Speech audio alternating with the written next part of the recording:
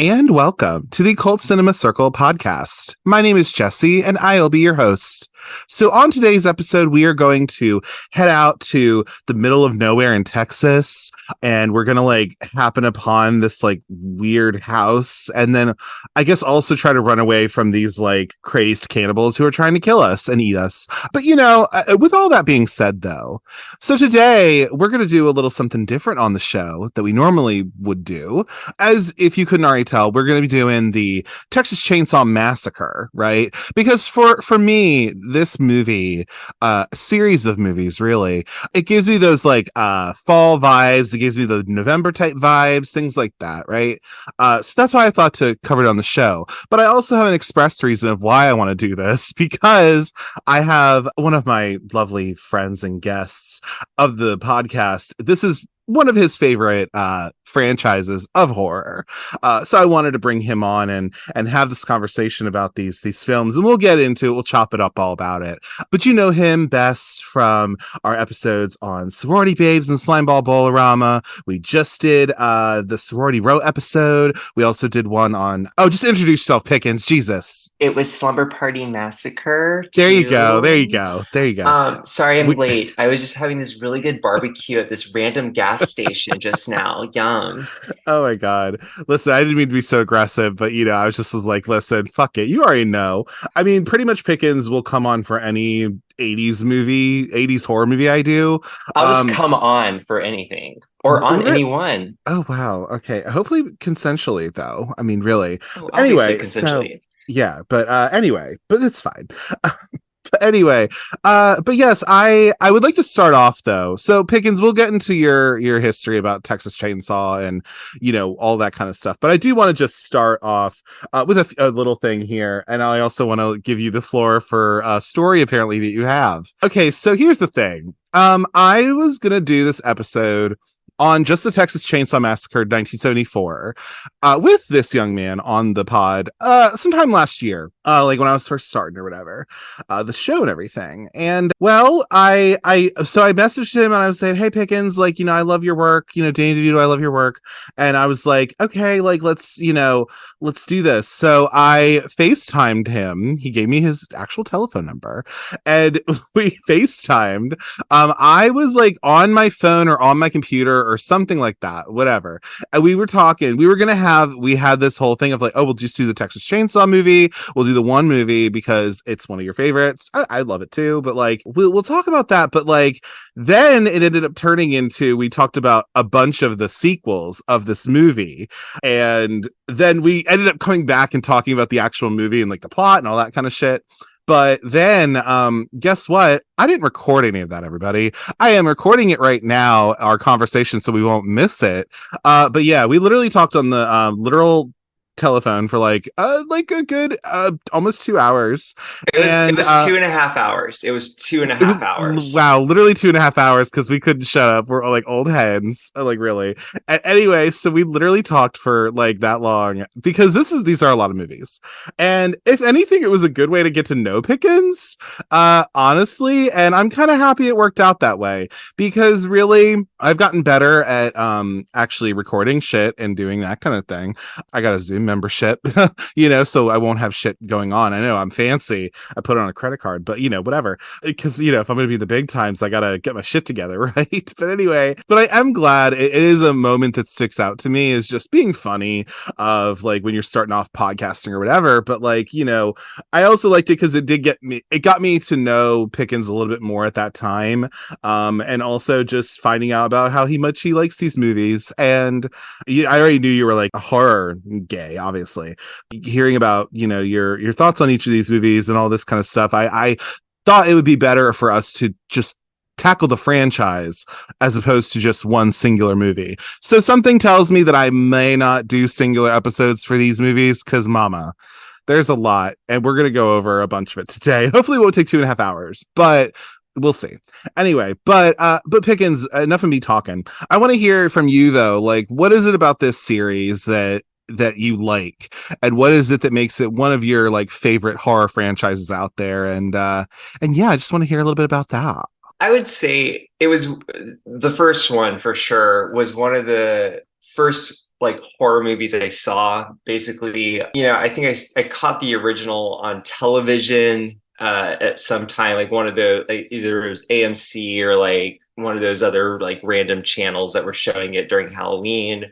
TNT, Uh, TBS, whatever. yeah, one of them, and it just it scared me. Like that was the big one. It was actually like because like Halloween didn't really scare me. Like I love Halloween, but like it wasn't scary to me. Same with Friday the 13th.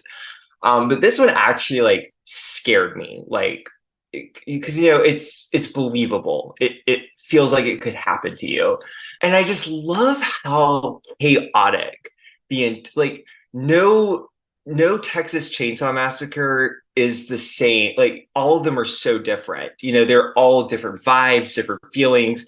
Some are trying to be like super scary. Some are, kind of like dark comedy, silly, ridiculous. Some are just awful. And there's no consistency to it. And I kind of respect it for that. It's just kind of crazy. But yeah, that's my whole thing. Yeah, absolutely. I completely agree with what you're saying because this, in terms of just consistency through the franchise, there is none, as you said. But I completely agree with you because this is one of those movies that actually I would say also scared me too, because I remember watching this.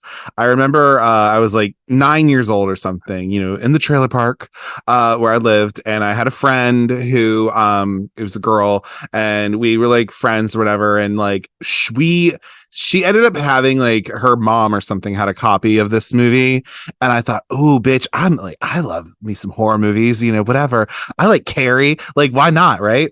And so I was like, all right, let's try to watch it. I got through the first like 2 minutes of this movie where it's just like,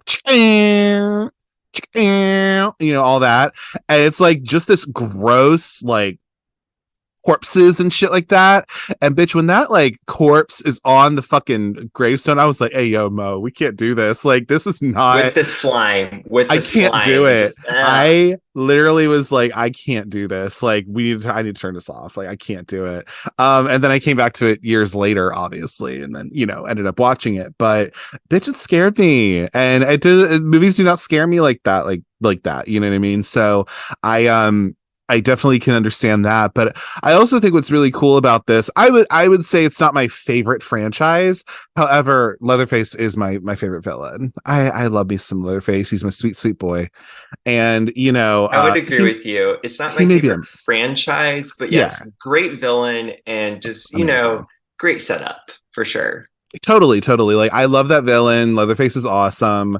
I mean, of course, we got to give it to like Chucky and like all that stuff, like love. But like, no, Leatherface is also great too. Like, I don't know what it is. Like, I just like him. But yeah, so that's just like my history with the movie. We heard about your history and all that stuff. I do want to give you the floor though before we hop into these movies and talk about this. Now, listeners, I guess you'll hear this like in the middle of November-ish or so I don't know, something tells me it won't. The movie The Exorcist Believer came out last month, and our boy here, Bitch, it Pickens. came out like this weekend. Well, yes, Oh, because we're, oh yes, sorry. In the yeah. context of November.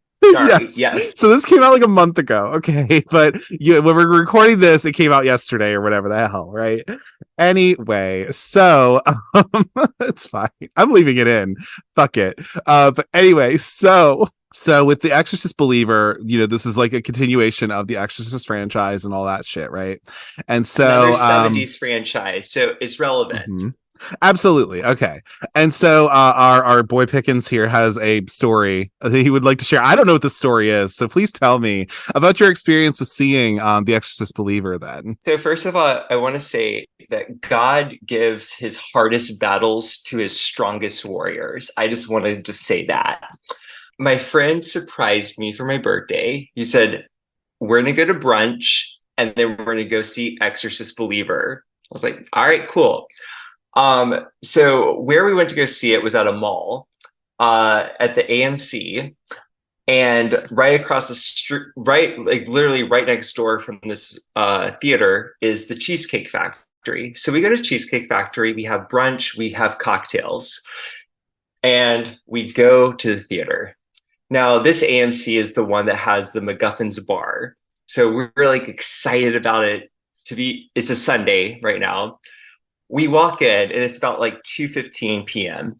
and the bar is closed. That's not the vibe, mama. That is not what we wanted. We need alcohol to see this movie. So we go up to the concession stand. This beautiful woman was standing there, and we said, "Hello, we're seeing The Exorcist today, and we can't be sober for this because this movie is going to be garbage." And she was like, I need to call my manager. It might take a minute. How about this? Go to the Cheesecake Factory, take a shot, come back, the bar will be open." And we're like, okay. So we walk to the Cheesecake Factory, back to the Cheesecake Factory. We order a shot. We do one. We come back, and sure enough, that bar is open. And so we got our cocktails. We walk in. Now, I'll be completely fair and honest. The previews were amazing. So many good movies are coming out. Argyle, Thanksgiving, the Eli Roth slasher movie, incredible. And the first 30 minutes of the movie were good. Very, very good. After that, no. That's it. Exorcist believer. I'm not a believer. Absolutely not. It was silly, stupid, and zero character development, and just a dumb plot. And really, honestly, the worst part about this movie about demon possession was the demonic possession. I'll end with this. Basically, the first one's very concise. It is girl gets possessed by a demon, and there's this like whole like she goes to psychiatrists, doctors, everything. This one kind of fast forwards to that, and there is a priest, a Baptist minister, and a vague African voodoo woman all doing the exorcism. Oh, and a nurse who wanted to be a nun but never was accepted, all for trying to do the exorcism. So they're all yelling over each other for the last like 20 minutes. It was a hot mess, but yes, that was The Exorcist believer. Well, thank you for that story, Pickens. I do appreciate it. Yeah, I mean, The Exorcist isn't exactly my bag either. Like, I'm not like a huge person on it. I think the first one's pretty good. Oh no. The first one is a masterpiece. Yeah, it's pretty good. The rest good. are awful. Yeah, it's pretty good though. I mean, I really do like it's so cool. If you haven't already done so, go listen to This Ends at Prom. They just did a episode on The Exorcist, so they talk about, the relationship between Reagan and, Chris McNeil and all that stuff. And it's actually really good. And I was listening to it at work this last week. But yes, so I mean, that's cool, fine. It has one of the scariest jump scares or whatever, the third one or whatever. And I'm like, okay, cool. Which they also do very well in they didn't do it very well in Black Christmas 2019. But anyway, but it's unfortunate though that, this that movie didn't really do I don't know. It wasn't serving what it was trying to serve, mama. I don't think it was. It didn't. Actually, my friend Caitlin, who has an incredible podcast called Plug It Up Podcast, just messaged me, and she says, I keep calling it Exorcist Belieber, like for the Justin Bieber fans. Yeah. Love it. Yeah. And the whole thing is that we're not going to spoil it, I guess, but like one of the girls, it's like in the fucking like preview of like, oh, one of the girls is going to die because they both can't live or whatever. I don't give a shit which one dies, but whatever. And I will also say, it's the one you think it will. It's the one when you watch the movie, you're like, oh, it's very obvious. Got it. Anyway, so but what I will say is that I was on YouTube today, because of reasons. I was watching things, and I came across, I think last night I saw the Thanksgiving trailer. I was like, is this fucking real? Like, are you kidding me? But I'm happy for Milo Manheim getting work. I'm very happy for him about that. And Pickens is also an Addison Rae girly, so cool for him, I guess. But anyway, I did see there's a preview that was an ad on a video I was watching, and it was The Exorcist Believer, and it literally ripped off, oh my God, it ripped off the scroll from Texas Chainsaw Massacre. Like literally, like completely and utterly. And I was like, am I seeing this right now? Like I was watching some episode about like some movie I was watching. I was like watching an explained about it or whatever the hell. And I was like, are you kidding me? Like they ripped that right off. I mean, I get it. It's not like the most, whatever the fuck. But I was just like, come on now. Like we've seen this so many times.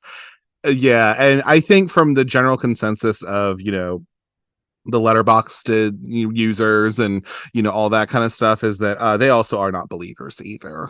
So Pickens, you are not incorrect in your assumption. Although everyone has opinions, and you may have been really, it might have really turned your pussy out. You know what I mean? And good for you. But I'm gonna watch it at my home when I don't have to pay like $20 to watch it. Wait for streaming. That's all I'll say. The first 30 minutes, good. The rest, bad. Yeah. Wait for streaming. I'll wait for streaming because I'll just judge it in my house. Like that's fine with me. I like that part, not having to literally go to a theater. But I'm glad that you were able to get drinks. That was very nice of that girl. As we normally do on the show, I do want to go into a little bit about these movies. Now, I did have to get reminded of how many movies there are. So we're talking about 9 different movies that span literally almost 50 years, just about. So we're not going to dive deep into every single one. However, we will do a cursory kind of like, hey, this is what movie is, like here's what it's about. Here's some of the characters in it if we remember them or whatever. And we also want to start off with this as well. So yeah, there's 9 movies. So we're going to start off though with we normally would do this at the end, but Pickens wants to do it now, and I am totally okay with that. That we want to do our rankings, because since our conversation that I did not record, I have watched all these movies now, because I had not watched the Renee Zellweger one, but now I've watched it and I have thoughts. But anyway, so how do you want to do this? Do you want to just do like back and forth, like from worst to best? I think that might be fun. Yeah, let's do something like that. No, let's do best to worst, because I have okay. Yeah. Okay, gotcha. All right, so I will start because it's my show and I can do what I would like. Okay, so it's no surprise that for me at least, the penultimate movie is the 1974 version. Like it's just everything. It feels musty and dusty. It feels gross because it was gross. And this is just a movie that, I mean, it scared the shit out of me when I was a kid. So that already gives it like number one, where it was like it really did fucking scare me. So for me at least, that is my number one. That is my I absolutely agree with you. My number one is the original. It just has this like it has this quality to it. Like it feels real when you're watching it. It just it's so natural. It's so within its time that it now just feels like a period piece, but also like modern, and also like just I'll get more into it when we like start like more dissecting the film. But like it's so good. It's such a good horror film. And it really was ahead of its time. It was so ahead of its time. And also, like, with the title Texas Chainsaw Massacre, they were trying for a PG rating. So, like, it's not as gruesome as you're going to think it is, but it is more gruesome just because of how they like edit the film and make it, you fill in the blanks with your mind, and it's more terrifying that way. Yeah. I totally agree with that. I mean, that's what it is. And we can get all into that. So yeah, Texas Chainsaw for me, that is the number one. So my number two, actually almost goes in chronological order, because my second favorite one is Texas Chainsaw Massacre 2. I love this movie. I think Caroline Williams does such a good job as Stretch. I think she's pretty good in the role, and I think Dennis Hopper does a really good job in that movie as well. I think he's really good. And this movie is, if anything, and we'll talk about it when we talk about the movie, but it is Tobe Hooper still directing it. But I think what he wanted from the original was to have that comedy in there. And this is that for him. He gets to have this dark dark comedy elements in there. But I just think like I just love this movie. I don't own it or anything. I don't own any of these movies actually, weirdly enough. I know the surprise Pikachu face that Pickens gave me. I know I need to get on my shit. But anyway, but Texas Chainsaw Massacre 2 for me, like I really like that movie. I think it's a ride. I just really love it. And for me, that is my kind of that's my number two. I just really like it. It's fucking weird. And oh, Bill Moseley's great in it. Like it's just everything about it is like for me, it's definitely my number two because I just like how kind of weird and crazy it is. We're already on board. So basically, the difference between Texas Chainsaw Massacre 1 and Texas Chainsaw Massacre 2 are about like this, like super, like sometimes the second one's my favorite, sometimes the first one's my favorite. Right now, it's the first one. Texas Chainsaw Massacre 2 is so great because, again, and I think that was the whole thing is like, how do you make a sequel to Texas Chainsaw Massacre? You know, like, how do you follow up that one? And you could either try to just do the exact same thing again, and and I feel like if they did do that, it would be generic, boring, awful, or you could, because as you said, the original one did have some dark comedy elements to it that were vague, like very vague, and like people didn't get that because the movie was terrifying. So it's like, instead of that, why don't we just go lean into that dark comedy and just go for it? And again, Caroline Williams, incredible. Stretch, great. Oh god, what's his name? TJ or JD or yeah, her Lefty. like left. Yeah. He's, all the characters are so great, and like, the OG cast returns. Bill Moseley's incredible. That, it takes place at like a Disney World kind of Remember the Alamo kind of amusement park kind of thing, and like it's so outlandish. And the guy that did the makeup effects for this movie and Friday the 13th, Tom Savini. Tom Savini's makeup effects are incredible. And unlike the first one, this one is actually a chainsaw massacre. It is oh my god, it's so good. Bloody as anything. Yeah. It is. I love this movie so much. Oh my god, the ending with her. Okay, yeah. When we get into it, We'll talk about it. Oh, also, yeah. spoiler alert. I mean, we're gonna spoil all these fucking movies, so they're old as hell. So whatever. But yeah, that's my number two for sure, for sure. My number three, you may be happy to hear this, Pickens. I don't know. Is for my number three, I love the Texas Chainsaw Massacre: The Next Generation. I will say this much: is it a good movie? Absolutely not. However, is it entertaining to me? Yes, I thought it was entertaining, but it is not a good movie, kind of at all. But for the bad movie sake of it all, I kind of like it personally. I think that the choices that are made in this movie, I mean, just like obviously this is the movie where if you don't already know, like this is before Matthew McConaughey and Renee Zellweger were like household names. This is, I think, right after Matthew McConaughey had been in Dazed and Confused. This is also around the time that I think Renee Zellweger had been in like a Reality Bites for like the minute she's in that movie. But she hadn't been in Jerry Maguire yet. But this ended up coming out right around that same time, and they ended up releasing it, and they capitalized on the fact that two of these people ended up becoming famous.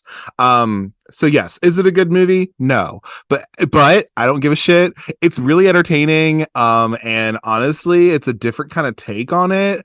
And if you go into it knowing that it's a bad movie, but you get some sort of sense of enjoyment out of that, I don't know. I think you can enjoy it if you go into it knowing it's not a great movie whatsoever.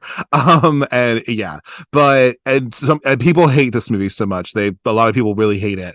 I don't hate it as much because I just think it's like kind of great though. But yeah, that's my thought on that. So I'm going to show you my notes because for a second we almost agreed. I don't know if you can see it. I don't think you can. It doesn't matter. Originally, I did put Next Generation for my third one, but I did switch it. for the remake of Texas Chainsaw Massacre, just because Fair enough. minus Jessica Biel's screaming, which is awful. I do consider the remake to be a better film, even though I love Next Generation. I do have to give the remake, it is technically a better film, in my opinion. But I do love Next Generation, and that was originally my third until I was like, actually, no, we're swapping it. Gotcha. That makes sense. And then it's funny because, we might be similar because my fourth, for me at least, is actually the Texas Chainsaw remake, which I will be watching tomorrow, actually, because I'm doing, you'd already see this, but like, Haunted Hippie on YouTube's doing a watch list challenge or whatever. And on the day that tomorrow, I guess, I think it's the 9th of October. And so that day is a movie starring your favorite villain. I already said that, he's my sweet boy. So of course, and I wanted to choose one. So it's on Max right now. So that's why I'm going to watch it. But my 4 is the Texas Chainsaw Massacre 2003. I definitely pirated this when I was 11 years old at that time. And I do like it. I think it's really good. I think like the cast is kind of who's who of people, and we'll talk about that, I guess, when we get into it. But like, I think it started off the remake train that came in the 2000s. Because how do you remake this movie? And I think there are plenty of people who do kind of they do prefer this movie, the 2003 movie, as opposed to the 1974 one, which I kind of get, but I do like it. It's my number 4. I really do enjoy it. Again, there's some things that don't work for me exactly, like putting Jessica Biel in 70s, like no, but whatever. But overall, I do like it for the most part, and yeah, I will say that much. And the trailer is really good too. The trailer is so iconic. Oh my god, the trailer is so iconic. It's so good. We can talk about it too, but anyway, yeah. But that's my number 4 is Texas Chainsaw 2003. I totally agree with you with the trailer. I am obsessed with that trailer. The Over the Mortal Coil song, and like the whole Song to the like, Siren is what it's called. Go look it up. Yeah. Apparently originally, I think the original trailer was supposed to be just like complete darkness, and you would hear like a chainsaw revving up basically, and it was deemed too scary. Oh my god. You can watch it on YouTube. There's somebody who's put it out there of what it is, and that shit is really scary. It's funny because it partly is, so it's still kind of in the official trailer of that part. It's just there's literally no picture. Like it's just a black screen and all this, and they end up but they use the same kind of tactic in the actual trailer. But yeah, I just thought that was really good. So that is my number 4. So for and so my number 4 is the Next Generation, which is it's campy, it's fun, and as you said, it is Matthew McConaughey, Renee Zellweger, who tried to sue the company because they immediately, once it became popular, they're like, they're in this movie, watch it. Right, and they were like, no, I don't want to. No, we're not associated. It's like, no, y'all did it. Y'all did it. And y'all did a good job. You were given what you were given. Sure. And it just seems like everyone was having fun with it. It's stupid. It's fun. Hashtag Leatherface is a drag queen in that one. Essentially, it's pretty much. Yeah, we love it. So that, I think that's why I put the 2003 one above it, just because yes, it is actually scary like the first one. My only issue with we'll get into that, actually. Never, we'll get into it later, but yeah, we'll talk about it. Anyway, so then I never thought I would say this in my life, but all right, so I think we were on number 5 now. So my number 5 is so surprising to me, but you know what? I didn't fucking hate it. It's Texas Chainsaw Massacre 2022 from Netflix. I don't give a fuck, because listen, I hated that movie when it first came out. And I still don't think it's the best film in the world. However, oh yeah, like it's not like there's parts of it that are not very good. However, Alice Krieg is there. Love that. She's in it for like 7 minutes, whatever, fine. But also, it's a Texas Chainsaw Massacre, bitch. Like it is, it is. You see blood and all that shit. It is so fucking weird. But here's the thing: with all of these other movies, I think I would rewatch it before any of those other movies. Personally, I mean, that's my thought. I hated it when it came out, though. Oh my god! And I say again, I still don't love it. However, it's not the worst thing in the world. I thought it was dumb and fun. I mean, I don't know. After you've watched it at least like another time or two, you're just like, you know what? It's similar to me like with the Next Generation. Like, I mean, for me, like I put that above it, but like for me, I'm like, this movie's just dumb and fun. And you know what? I'm just bathing myself in it. Why the fuck not? Because yeah, the rest of this shit. Anyway, but that's my number 5. That one is actually one below this one. The one I put was the prequel to the remake, The Beginning, only because I think it had a good premise. Okay, first of all, it was I forget, I think it was filmed in 2006 or 2005. It was close enough to the remake. It was 2006. My favorite thing is that this movie was supposed to take place in the 60s, but everyone's wearing low-riding jeans.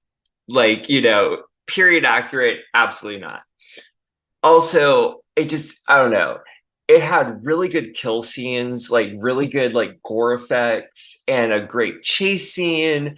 And a surprising ending that when we get into the movie, we'll actually talk about. But like the ending was like, oh my God, but it makes sense when you actually watch the movie. You're like, oh, obviously, duh.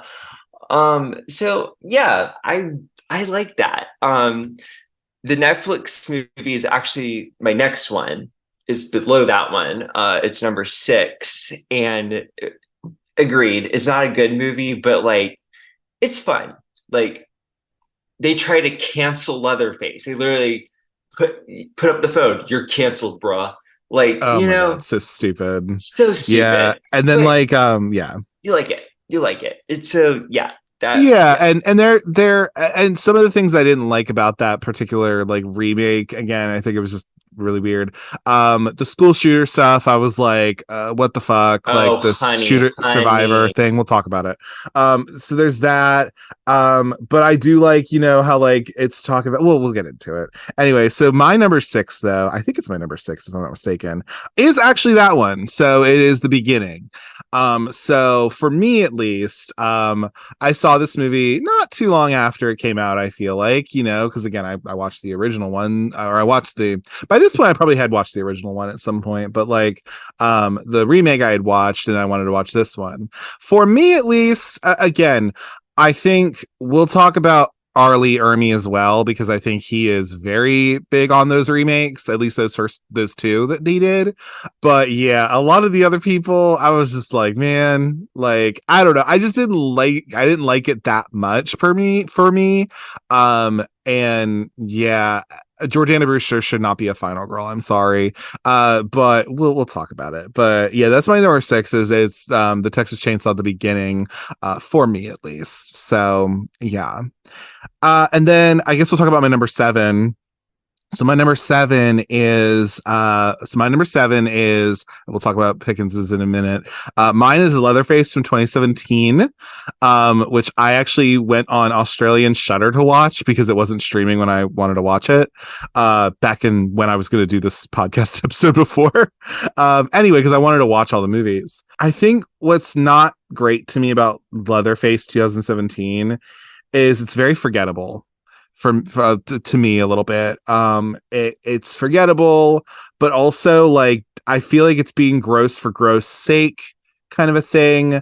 I don't even really remember that movie that much. I mean, I'll get a refresher, I'm sure, a little bit.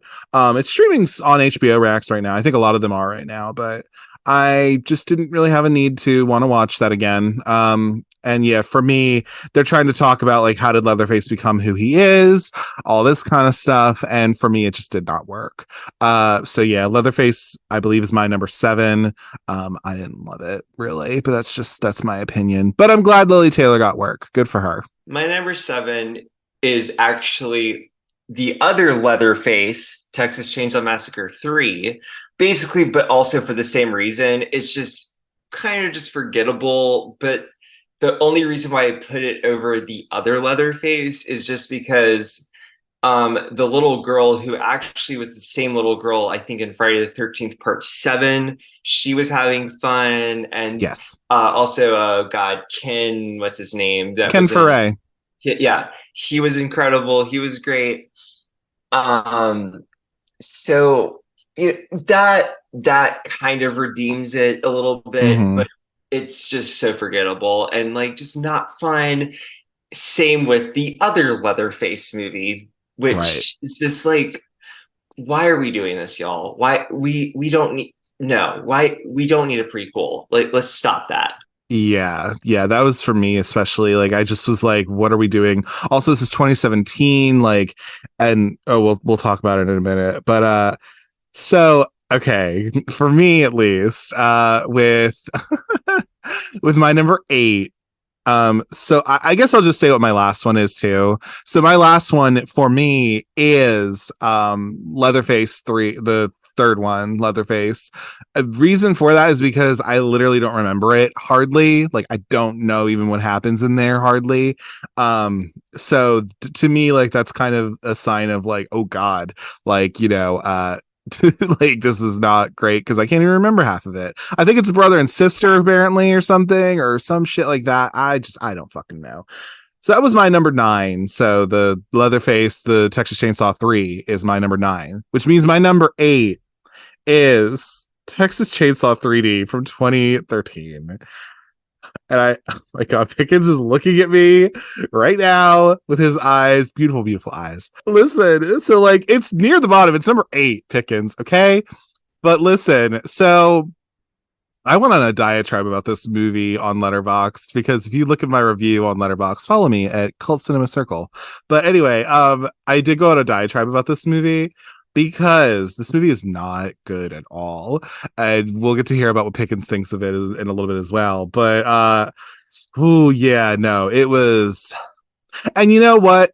I'll even give Alexander Daddario. She was not bad in that movie, not completely, but you know what? Everything else is really bad. Everything else is awful. Like, oh my God. And you know what I'm pissed about? You know what I'm pissed about is that I have some movie. I think it was Dazed and Confused or something like that. Some shit where I was watching it one day on Blu-ray because I have that and Fast Times at Ridgemont High on the same Blu-ray or whatever. And I was watching Dazed and Confused and I was looking at the previews or whatever, and the previews had that movie, the Texas Chainsaw 3D movie. And I was like, what the fuck? Why is this? Why? Because for what? Because this movie is not very good. So why are you making it Put me look in, like it's coach. Put me good? in, coach. Like I can't. Like I can't. Anyway, so yes, Pickens, what is your like I guess what is your 8 and 9, I guess? Oh, well, my 8 was Leatherface, the prequel one. Okay, yeah, yeah. I'm just gonna review to everyone my list just before I get to my last one, which I think Sure, we now sure. know what it is.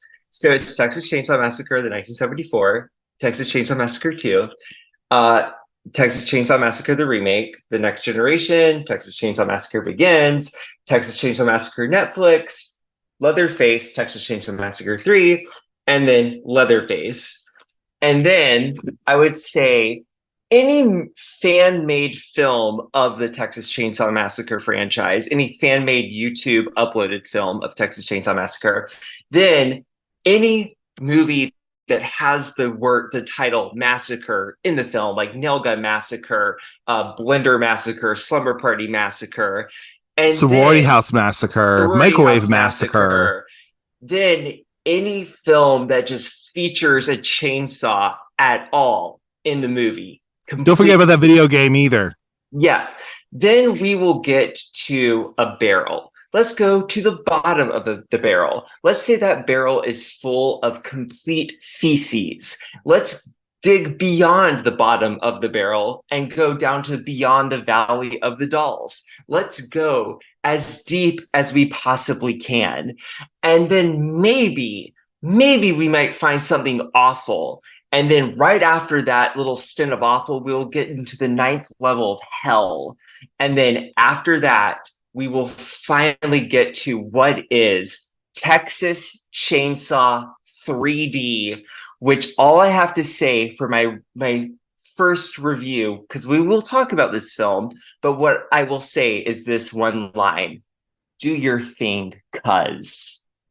And I'm gonna tell you what, that's not even the worst line to me. I will have a conversation about that because yes.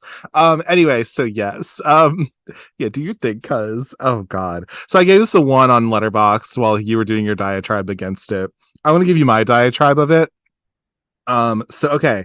There's I just in bullet points. I watched this October 12th of 2022, which was literally almost a year ago now. What the fuck? Anyway, so this really is a year in the making. But anyway, so this opening sequence gave me foot pain for 3 days. Okay, it just did. The opening sequence is so bad. Oh my god. Again, spoilers. So Bill Moseley is in here playing Drayton Sawyer because he actually did work with the original Drayton Sawyer in Texas Chainsaw 2. Meant that he needed a check, and I can't be mad at him for that. Okay, he needed a check. Convention money can't. It's only gonna go so far. Okay, Gunnar Hansen's in this movie too. Okay, and he is in there. He also needed a check before he died, so I'm not mad at him for that either. R.I.P. Apparently, he was an asshole though when Pickens met him that one time, but whatever, it's fine. The cop at the beginning of this movie cannot act, is what I said. I don't know who I'm talking about, but it can't act. Okay? Trey Songz.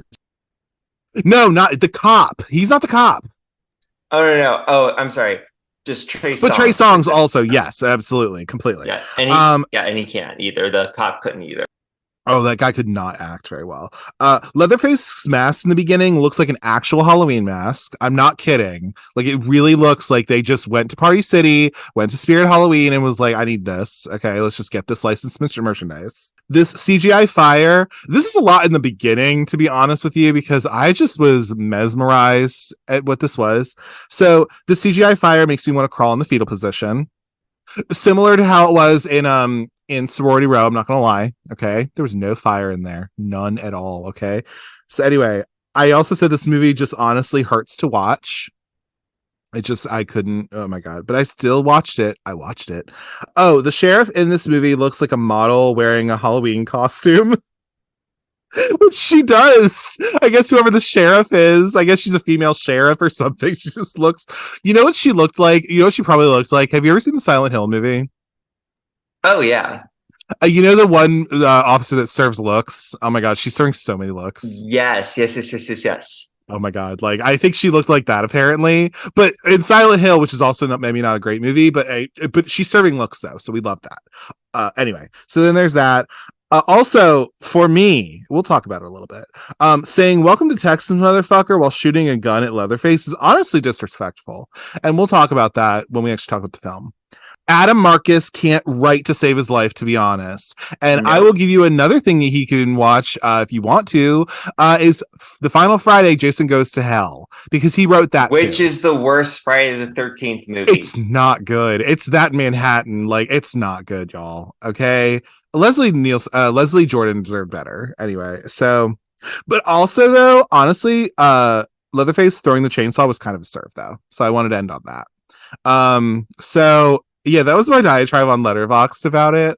But yes, so as we can already tell, listen, Texas Chainsaw 3D is not the best film at all. And we'll talk about that. It was 2013, y'all. We'll talk about it. All right, so we got our rankings out of the way, so y'all know how we feel about this. So let's go into these fucking movies, okay? And we're going to talk about each one of them, all that kind of shit. Give you a little rundown of them. And we got the first Texas Chainsaw Massacre movie, all right? This came out October 11th of 1974, back in the back, all right? And it's directed by Tobe Hooper, written by him and Kim Henkel, and it was shot by Daniel Pearl. It was distributed by this place called Bryanson Distributing Company, and it's about 83 minutes long. All right. So Pickens, do you have any like fun little history about this movie, like how it came to be and things like that you want to share or anything? I will be full disclosure, I did not do much research on any of these movies, so listen, but it's fine because that's what we have him for, so it's all good. Yeah.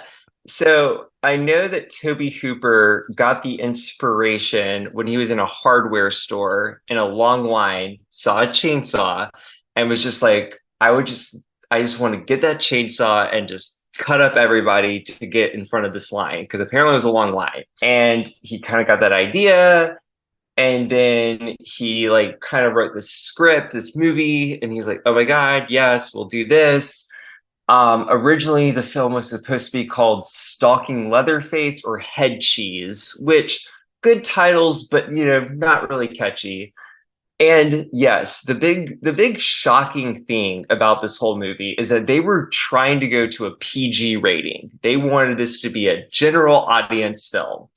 Apparently, the filming of this sucked because it was filmed in the summer in Texas, very hot, like 100-degree weather, and they only had one form, like they only had an outfit. Like the corn syrup basically got caked onto the clothes they were wearing, and like Hunter, who Gunnar Hansen. Gunnar Hansen, apparently like just it reeked because he was just sweating in Yeah, all so he these clothes. stank. Yeah, So just everyone awful. stank pretty much. Yeah, everyone Also, stank. all of the animals, a lot of these animals that they used in here were like real animals, Oh, and the the meat that they skeletons, used went bad. the human skeletons also were real skeletons. Yeah, like Yeah, it this was meat just went bad, mhm. so it stunk in It there. was not a fun Ooh. filming experience and super low budget. Like I think they edited it in a garage basically. This And movie was about $800,000 adjusted for today. mhm, So, and back and then it was like, I think a little under, oh God, what was it? I'm looking at the $140,000 in back then money. mhm. So for today, it's about 800,000. That's not much when you're making a movie, everybody. No. And it was basically controlled by the mob, the same people that distributed Deep Throat. So a lot of the cast, crew, and production and Toby Hooper actually really didn't even make a lot of money from Nope. it because even though it was a massive success, like Right. they barely made any money off of it. Yeah, none, not really a whole lot at all. Uh, and again, it's because people didn't I don't think Toby Hooper knew exactly what to do. He just was coming out of film school not too long before. And this feels like a fucking movie that you like found in your like friend's garage or something. It just feels like something where It you feels should like be an watching. after school special, like just like it feels like a documentary. It really It like it does. feels real, Yeah. but the cinematography is like that scene where Pam walks up to the house and like you see the Yes. beautiful Texas sky and then it just slowly gets engulfed by the house and Yeah. like you know all of It's really it. beautiful. Yeah, and back to like them trying to make it PG, like they really try to like not show a lot of gruesome imagery. Yeah. They like no cussing, anything like that. Yeah. But it was literally rated R just because like I think the MPAA told them there's nothing you can do. It's just the Right. subject matter and like just what is happening, like just we have to rate this R. There's just no way you can cut this to anything but an Exactly. R. So, and that's it's so effective that way. And it really Yeah. is. It's terrifying.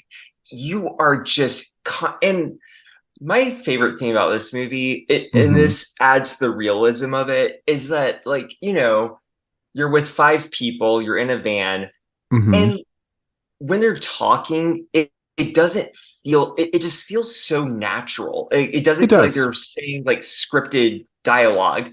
They're literally just hanging out. They're saying things and like, it doesn't sound like acting or like anything like that. It just feels so natural, which adds the realism of the film. Also, like the soundtrack is very sparse. It's only like you hear the like kind of stuff. but it's just, I don't know, it just feels like this is actually, and I mean, it was marketed as like a real movie, you know, like it really happened.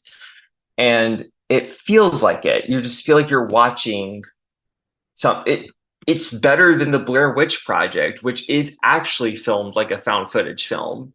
You know, Yeah. it's filmed, oh God, it's just, it's so good. It's so good. I can agree with that. I also do love Blair Witch. Don't get me wrong. I love that movie, but but I definitely feel like this movie is like fucking terrifying as hell for me, at least. And it feels grimy. It feels gross. It just feels like something you should not be watching. I also think it's really interesting because I think part of it was also like Toby Hooper maybe also wanting to make a critique on like the because this movie has been like analyzed to death. So what are we gonna be able to say that's new? Obviously, like right. But I think part of what he may have wanted to do, it seems was to critique just like the labor industry as a whole, like jobs and shit. Um, just like our society in general. The way that we treat people who are impoverished and who are blue collar, I think another thing. The way that meat is made, I think another thing as well. A lot of these different things that we don't even think about. And so this movie has been like analyzed to death for good reason. I think what's really interesting about this too is the 70s are such an interesting, and I love the 70s horror. Like I think there's some really good gems in there. But what I think is really interesting about this movie in particular is that some of the things that were going on, like for example, like again, just like our economy was kind of weird as fuck. Jobs were not abundant necessarily. So the fact that The you gas have shortage, the the gas gas shortage. shortage, which plays a part in this movie. That's a real thing, everybody. Like, I don't know. Me and Pickens, we're like, I'm 31, you're like 30, you're 29, something like that. You're 32. So you're a year older than me. So I don't know about you, but like I have not been in a position where I mean I've seen where like, the gas prices were like high as fuck, right? But and all that. But like and I've seen when they were low back in the day, whatever. But also, I mean, I've never been in a position where literally there would be times where a gas station just would not have gas. Okay? Imagine that now. Like, imagine that would be a thing. That was real. Like, that was, go ask your parents, go ask your grandparents, like, whatever. Like, that was a real thing that happened.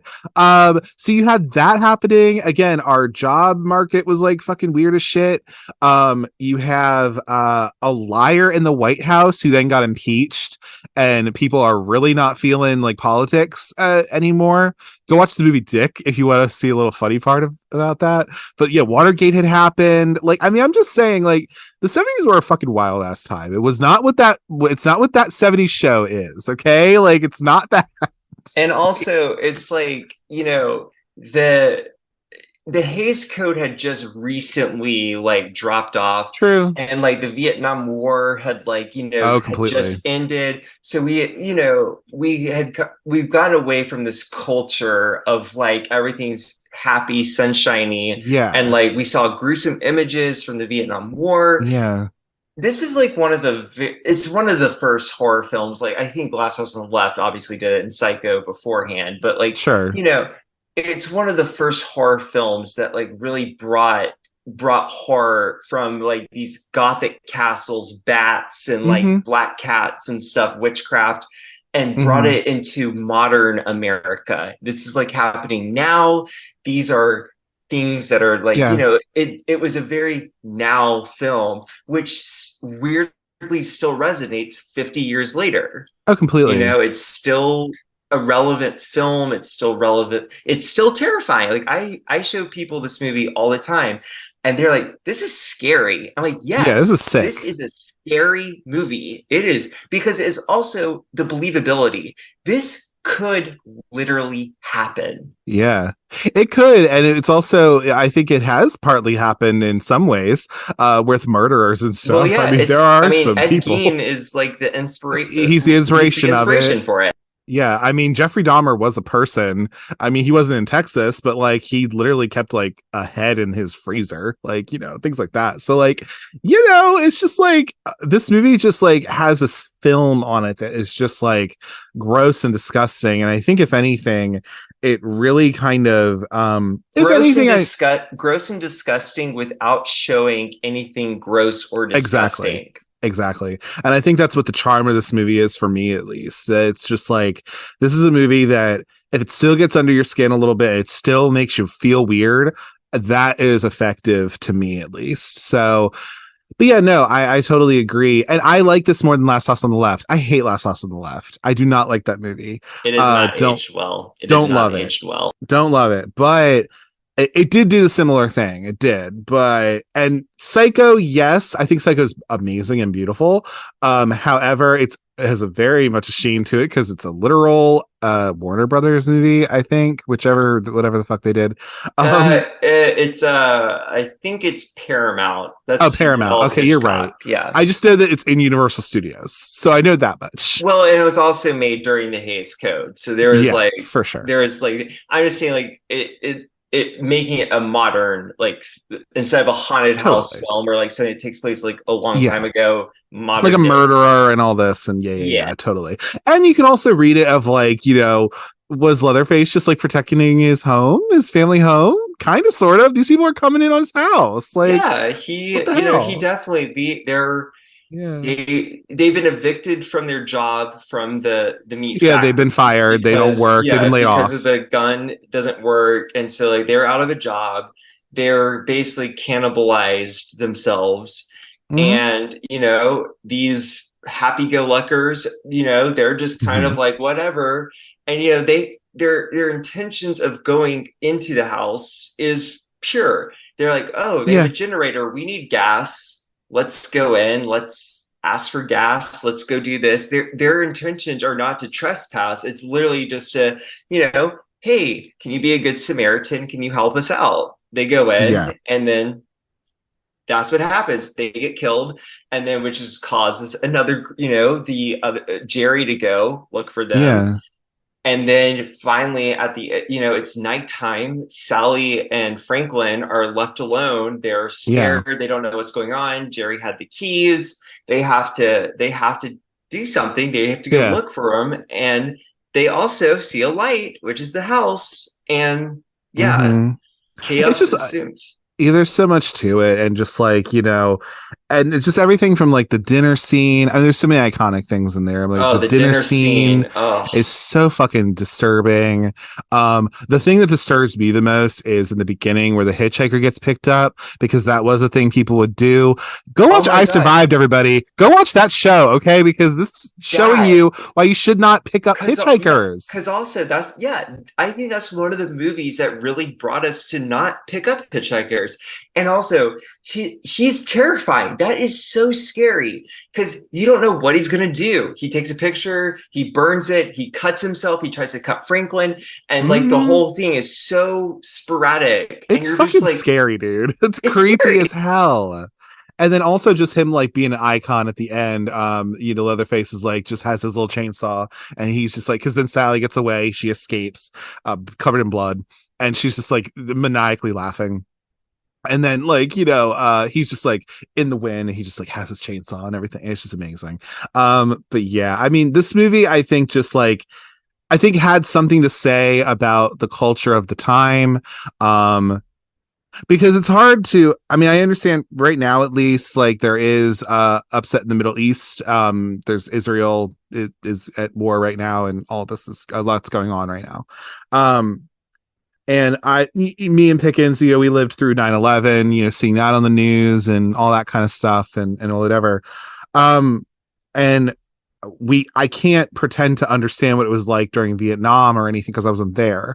But if you think that seeing on the news what Afghanistan was like and all that kind of stuff, right? Because that's what a lot of people have as their reference point, is like, oh, seeing what was on the news with Afghanistan was happening in the war in the early 2000s.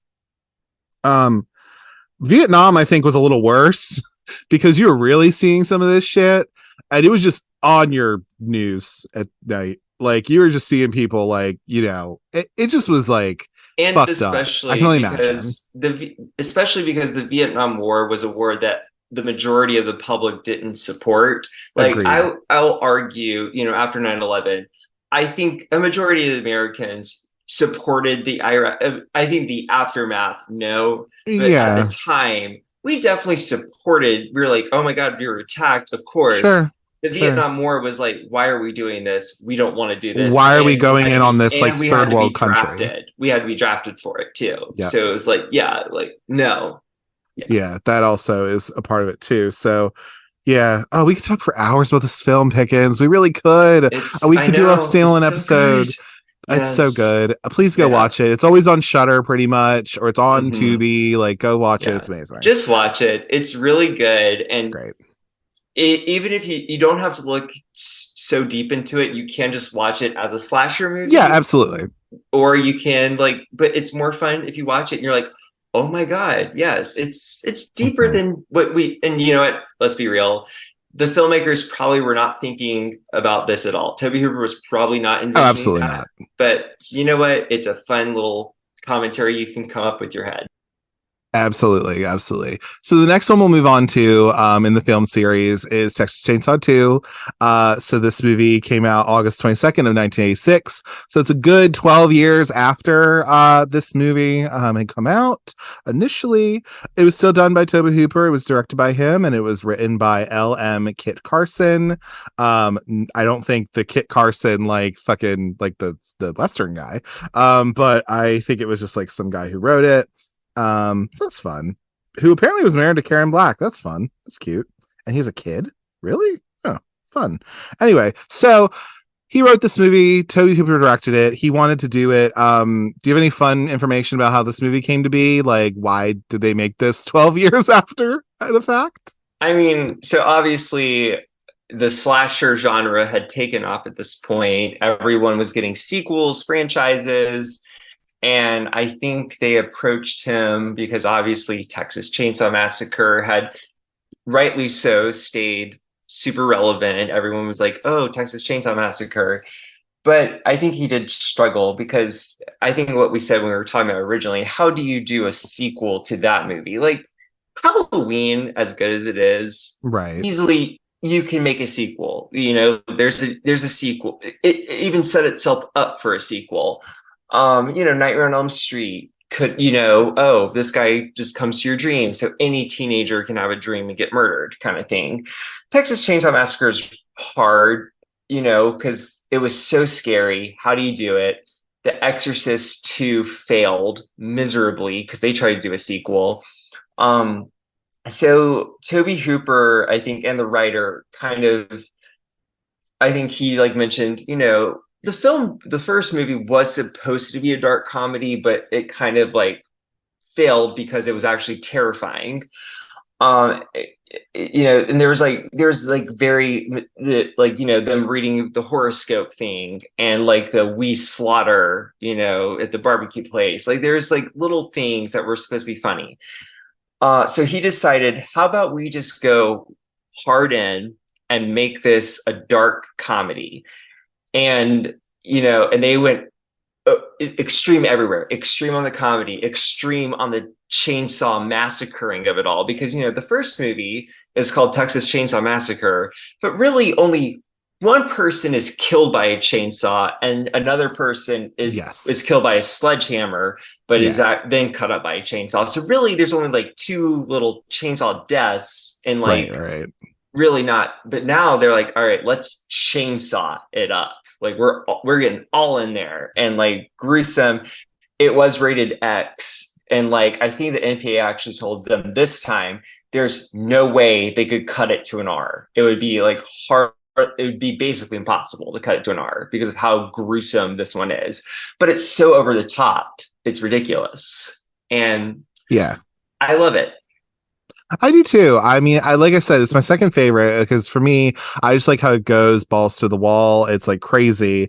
They re-released New Line Cinema. Funny enough, they re-released this movie, which is why I think they re-released the first movie. So that's why I think this kind of became a kind of Well, favorite. Canon did this one. but I Oh think yes, this is the movie that made Canon go bankrupt, possibly, or probably. it was part of the reason why Canon went bankrupt because it was rated X, so it couldn't be released in a lot of theaters, and it did flop that way. Yeah, Anyway, true. yeah, but I think New Line may have bought the rights or something for it. Yeah, yeah. I think that's probably what happened, it seemed like. And so yeah, I mean like if you had to give like a kind of basic outline of what this movie is about. So okay, we already gave like what the Texas Chainsaw Massacre is about. What is Texas Chainsaw Massacre 2 about? If you had to just like sum it up. I would say so. It is a sequel. But basically, there's like I think we forgot to mention this in the first part. In the first movie, there's a text scroll, because they were trying to Mm-hmm. claim this is a true story. Right. And so this one they like continue with that. Yes. Essentially, Sally, who's the survivor of the original, Mm-hmm. apparently went to a mental institution, Yeah. and they couldn't prove that the Texas Chainsaw Anything happened. Massacre Yeah. happened. Yeah, completely it didn't happen. And the family retreats. They're now staying in this kind of amusement park, kind Yeah. of like weird area place thing. They're staying underground. Yeah. Yeah, they're basically staying underground. But they're also running a food truck. Hashtag, they predicted the food truck, craze Yes. of the 2000s. Wow, they're And OGs. entering chili cook-offs. Yeah, entering chili cook-offs, and their meat is still really good for some Mm-hmm. reason. Wonder why. Um, Mm-hmm. but basically, it focuses on Stretch. She's played by Carolyn Williamson. She's Oh my gosh, so incredible. amazing. She's a Amazing. radio host. And she's playing some like rock music. She's great. Mm-hmm. LG. That's who I was thinking of. LG, Is yeah. her? Yeah, he's kind of like her producer. Anyway, somebody is these. So how the original was about hippies from the 70s. Yeah. This one kind of focuses on the yuppies from the Yes. 80s. Yes. And these two like dumb yuppie guys call into a radio show, and Mm-hmm. they're like being assholes. They're being Yeah. terrible, but they get killed on live on Mm-hmm. air by Yes. the Leatherface family. Yes. Yes. Yes. Yes. The And so Sawyers. Yeah. so she's like, hello, something's going on.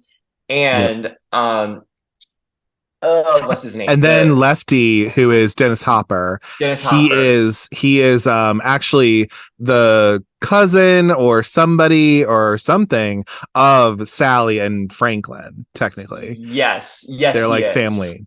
And so they're like, and so he takes a express interest in this case because he's like, well, yeah, like this shit happened to my like nephew and like niece or whatever the hell, or like This something. is legit. Yeah, yeah, Mhm. yeah. This is legit. So you can't just not. So then he goes to Stretch at the radio station. He's like, listen, I know that this happened on air. I think you should play it. And pretty much after all of this happens, And like it is relevant because Stretch actually doesn't want to be a DJ. She wants she to be a does. more of a journalist kind of thing. So she's Oh yeah, like yeah, yeah, she does. intrigued by this That's true. Yeah, no, totally. And so so she plays the murder on live radio. because it's a Um request, and because it's a there's no laws request. about request. Yes, exactly. And so this then kind of turns into a uh Alice in Wonderland from hell type of thing going That on is exactly how I describe where it. it Alice in is. Wonderland, because Yeah, you can explain it. You because explain it. yeah, Chop Top, who is Bill Moseley, and Leatherface come to the radio station. They pretty much start to assault LG I'm because a LG far out dies. fan. Yeah. He's a Vietnam vet because he has like a plate in his head. He uses a wire hanger to like, scratch at or whatever. Anyway, he assaults LG and whatever, takes it back to the lair. And then Leatherface is gonna like assault Caroline Williams, Stretch pretty which much. is which is one of the best jump scare. Like, so It's so Exorcist 3 good. might Yeah. be the best jump scare. This is the second best jump scare, where Yeah. because he's like looking through, he's like looking at all the albums, and he's like, oh, what's Yeah. in here? Turns on the lights, and then bam, Leatherface just It's comes so out, good. chainsaw blaring, like one of the most terrifying, like It's great so jump good. scares. And also another really good scene in this movie too is when Leatherface and Stretch are like, she's about to get killed pretty much, and it's this, you know, her using her sexuality because she is like a busty, kind of blusty, like not blonde, she's brunette. She's wearing these short shorts, and she asks Leatherface, who's about to like literally kill her like with this chainsaw, she's like, how good are you? How um good are you? How yeah, good are you? and And she he's uses her into it. sexuality to like kind of do this, and it's been kind of analyzed to death of like, what does this scene mean, um of like, what is it, and like, you know, obviously the chainsaw is a phallic symbol and all this kind of stuff, so you know, you get into that. Anyway, Leatherface says, yeah, I killed her, whatever, he didn't kill her. And they go back to the lair, and then she follows them. And so, and then the Alice in Wonderland from Hell whole story comes into be. And then what ends up happening is that all the Sawyer family, I guess, is supposed to be dead now because they let Lefty has killed everybody because he's just like, fuck it, whatever, I'm gonna like make this place fall in on itself, whatever. And then, as I'm Pickens was talking tearing about it earlier, down. I'm yes, tearing it he down. he has all his, oh my god, Dennis Hopper's so good at this movie, he's so good. Also, But I think he he's was fully drunk all during the filming of this probably movie. probably, but and then you have Chop Top like chasing after Stretch, and then Chop Top is pretty much he succumbs to the chainsaw because Stretch takes the chainsaw from like the highest point of this like amusement park place, I think held by the grandmother who held by the is like, grandmother. yeah. And he like, yeah, she like takes him down. And as Pickens was saying earlier, the end of the movie is Stretch kind of doing this like, ah, you know, this kind of thing, and it's just like so fierce and fabulous. And I don't know, I just loved it. Like, this movie to me, like I said, it's not for everybody, but if you're into dark comedy, black comedy, whatever, I think it's worth a watch because I it is completely agree. out of this world and It is crazy, it is out of this world. but I It love it. it shows how prevalent cocaine was in the 80s because I think the only way you could have come up with this entire plot and make this film is after doing a whole bunch of cocaine and just being like, I have a Absolutely. vision, guys. I mean, like the set design, all of the crazy lights, and just the soundtrack is really good. Just all of it is Yeah. incredible. It's so much fun. It's fun. If you don't Yeah. mind gruesome imagery Yeah. and you want to watch a dual chainsaw fight go on, Hell like yeah. just watch it. It's great. It's Yeah. great. Yeah. TCM2 is pretty good. It's also on Max as well. I would definitely highly recommend it if you love this franchise as I do. But yeah, we'll move on to Texas Chainsaw 3. So Texas Chainsaw 3 came out in 1990. It was released by New Line. So I guess this is probably when New Line actually had the rights to this whole franchise at some It point. did. They brought the rights and they were Mm-hmm. hoping to revive the franchise Yep. and like make it like the next big Yep. thing, So the essentially. guy who directed this is Jeff Burr. He's a horror director. He did this movie. He also did the Stepfather 2. He did a couple of the Puppet Master movies and things like that. And then the guy who wrote this is David Show, who he did this movie. He also was part of writing The Crow.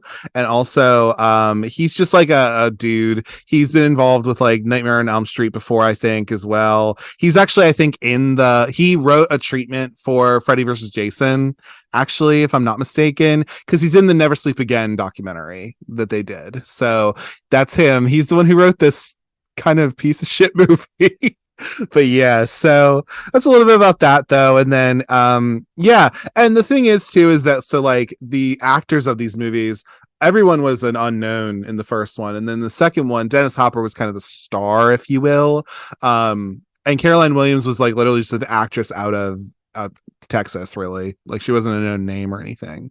Um, and in this movie, so yeah, you have that.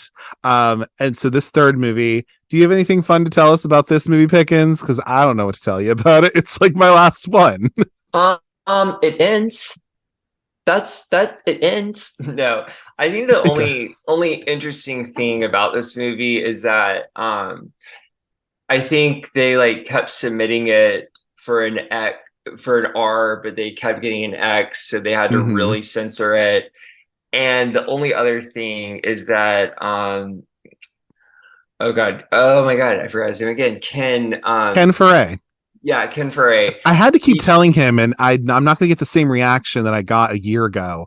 But if you don't know who Ken Foray is, he's like a horror icon. He was in oh Dawn of the yeah, Dawn of Dead. the Dead. He's in all this, but he also is, for any 90s kids out there, he is Mr. Rockmore from Kenan and Kel. And it's Right, so yeah, funny to me that, like, when I told Pickens that first, he was like, wait a minute, what? And I was like, yes, that is yeah, him. But it's shocked. funny because you wouldn't know that. As a kid, you're just like, oh, he's like Keenan's dad. Like, he's Right, funny. But yeah. like It's the like fact that no, he's a horror icon. he's a horror icon, like he's Yeah, yeah. amazing. It From Beyond, he's in that. Like he was sexy in Death Spa. Oh, I was honey, like, he excuse is me. he's sexy in most of the movies he's in. Like he really But is. the Anyway, best sorry. thing oh no, the best thing about it is that so originally he dies in the film, Yes. but because Tess audiences liked his character because The he's one of the best only one. people with character and Literally. yeah. They decided to not kill him. They brought him back. Like Good. they reshot it where he Also, black lives. man living into the end. I love that. Good for him. There you Like, go, right? great. We support that. Like, I Yes. love that. Like, Yeah. yeah, no, I would have been so pissed because the rest of this movie, I don't even know what it's hardly fucking about. It really, Um, really is. It's like a this is brother and also, sister yeah, hmm, driving. They run into someone who's clearly a villain because, like, you yeah, have, and also it's a different family now. It's like they try to like change. So this is yeah, the the first, like, slaughters. yeah, they're trying to like say like, oh, Leatherface exists everywhere in a sense. Like it makes no Yeah, sense. It's it makes awful. no It's sense, and boring. It's just it's meh. very boring. The guys who are in this, so Kate Hodge is in this movie as like the lady. It was like her second movie ever, apparently, or it was like really her first feature film, I think. But she was in like a couple things here and there. William Butler is the guy in it. I don't know what else he did. Apparently, he's in Ghoulies too. Oh, he's in The New Blood. Funny enough, he plays Michael. So that's fun. And he's in Night of the Living Dead, the remake as well. Again, he didn't wow me or anything like that, girl. Like he's not. Apparently, he's also a special effects guy too. So he also went in and did that as well. He's written a couple of things. I'm just looking at The Ginger Dead Man. He wrote that apparently. Good for him. But yeah. So, and this is also a I guess, early-ish role for Viggo Mortensen. What the hell? There you go. Okay. I think really the only thing this movie gave us was the tagline "The Saw is Family," and it has a Yeah. really good, it has a really good teaser trailer where the Sure. chainsaw comes, is making fun of Excalibur, I think.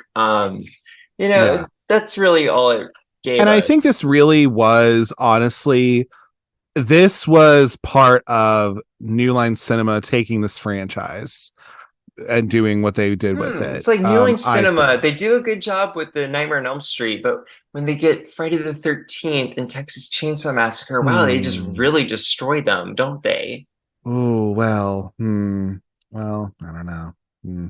Anyway, I like that remake personally, the 2009 one, but that's just me personally. Anyway, Okay, but yeah, that's going to be another episode then, because I have thoughts.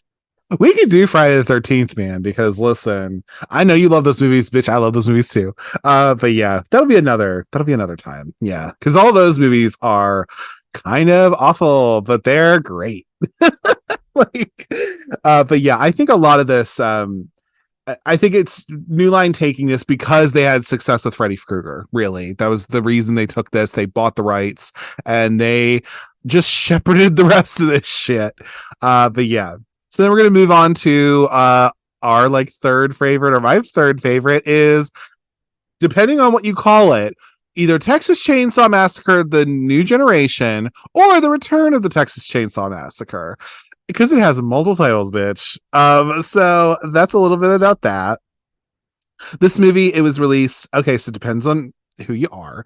So September 22nd, 1995 is like the actual like release. It premiered at South by Southwest in March of that year, and it came out in September. And so this was directed by Kim Henkel, who wrote the original one. It was written and directed by him. Yeah.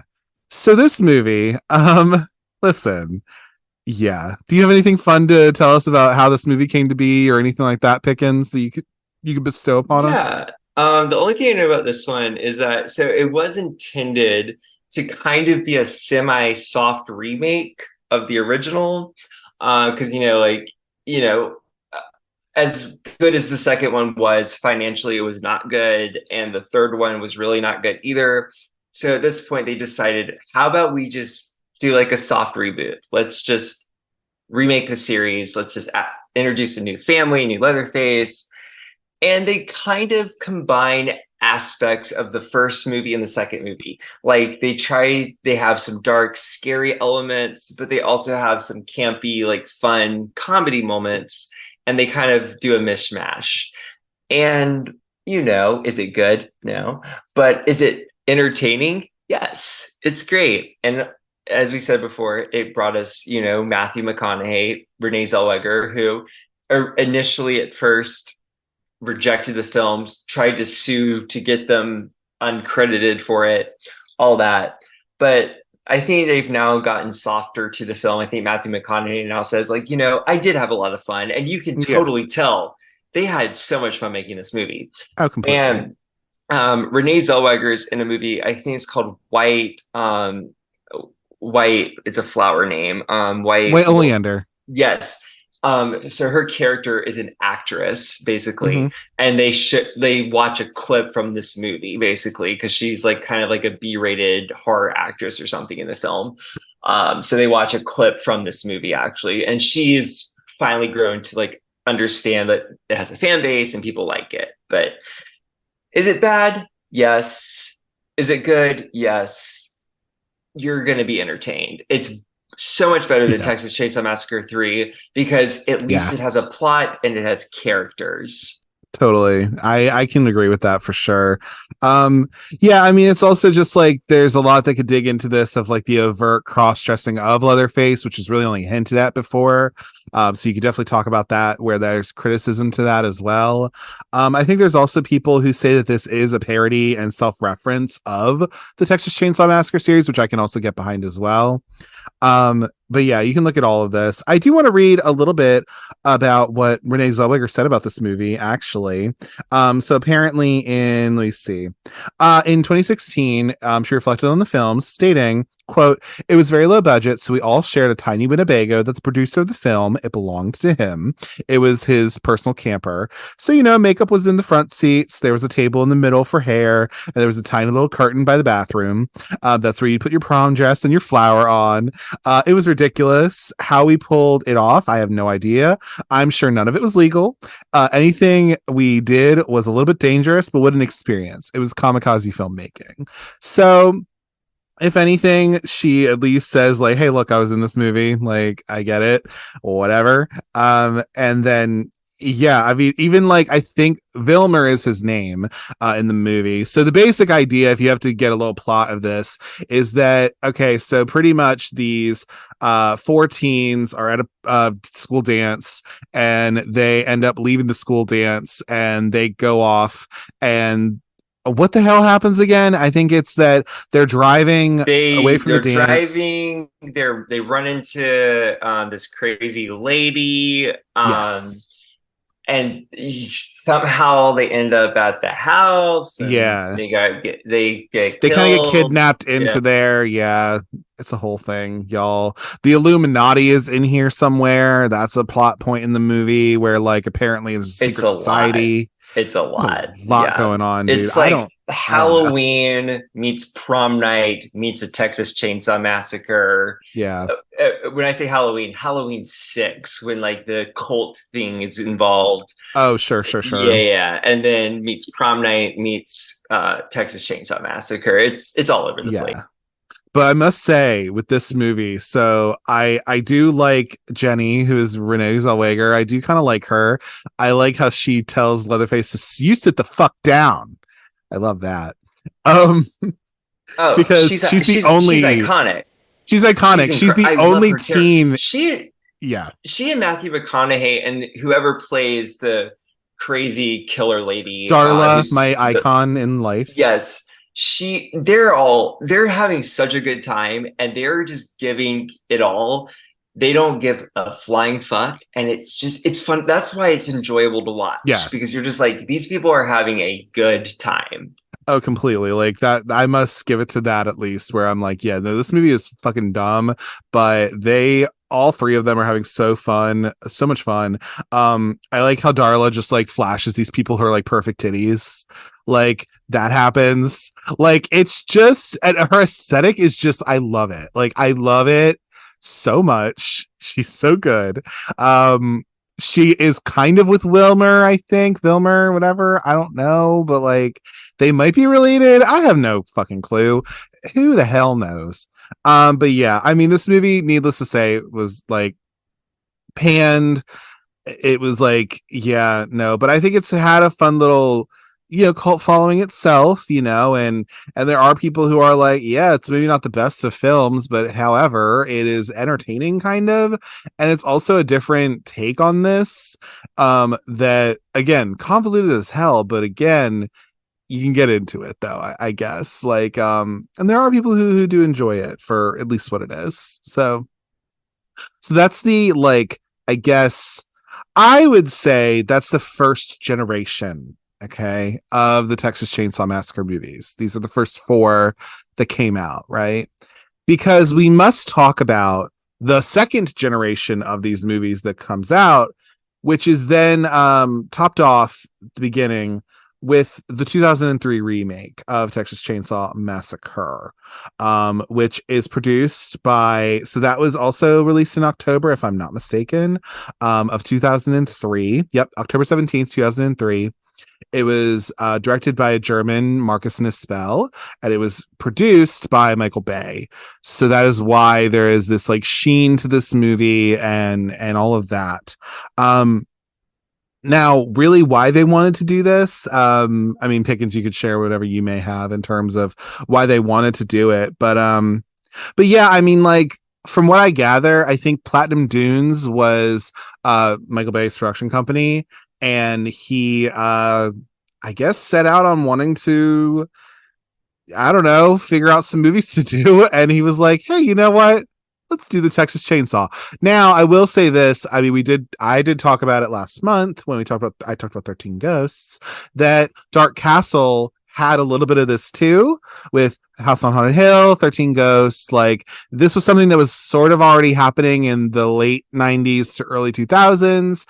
And then this just kind of overtook that. But Mr. Barringer, would you like to regale us with about this movie?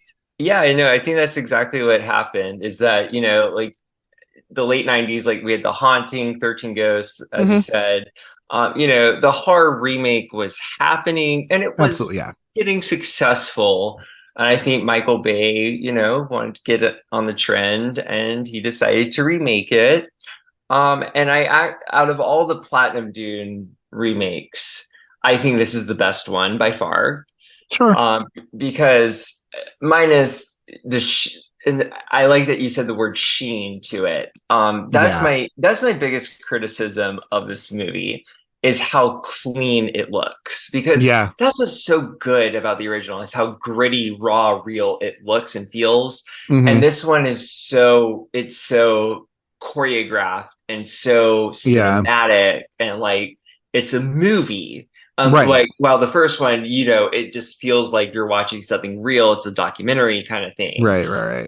Right. However, and also another gripe I have is that it still takes place in the 70s. It takes place in Mm-hmm. same date, 1970, August 18th, 1973. But they're listening to songs that didn't come out until like years afterwards. They're wearing low rider It's jeans. anachronistic in that Yeah, way. you're just Yeah. like, and they don't look like they're from, like, the original characters look so in the 70s, because they were in the Mm-hmm. 70s. And these people were like, oh, this is 2004, and we're having a 70s party, basically, kind Right. of Right. I thing. agree. Yeah. Yeah. Totally. Yeah. However, the family dynamic is very interesting. I think they take out the cannibalism of it all for this one. Yeah. Um, Kind of, sort of. but they're very actually, really honestly, the killers are far more interesting than the main characters in the film. You Hmm. know, you really you don't they're going to a concert, they have marijuana, they're like whatever, Yeah. and then they like kind of break down. The hitchhiker scene's different. It's like they Yeah. save a victim from the family. Now she killed herself and they're like, what are we gonna do? Right. So Right. there's interest. I like it that the fact they did make a movie similar, but they did make it had its own identity. And you know what? That's because the same director also did the Friday the 13th remake. And I will say, stylistically, it does look good. Yeah. Agreed. But you might just not like all of it. I get it. I get it. Yeah, I think for me, like especially this kicked off all of the rest of these remakes and everything. So House of Wax, Wicker Man, The Omen, Halloween by Rob Zombie, My Bloody Valentine, Friday the 13th, A Nightmare on Elm Street, and also Child's Play back in 2019.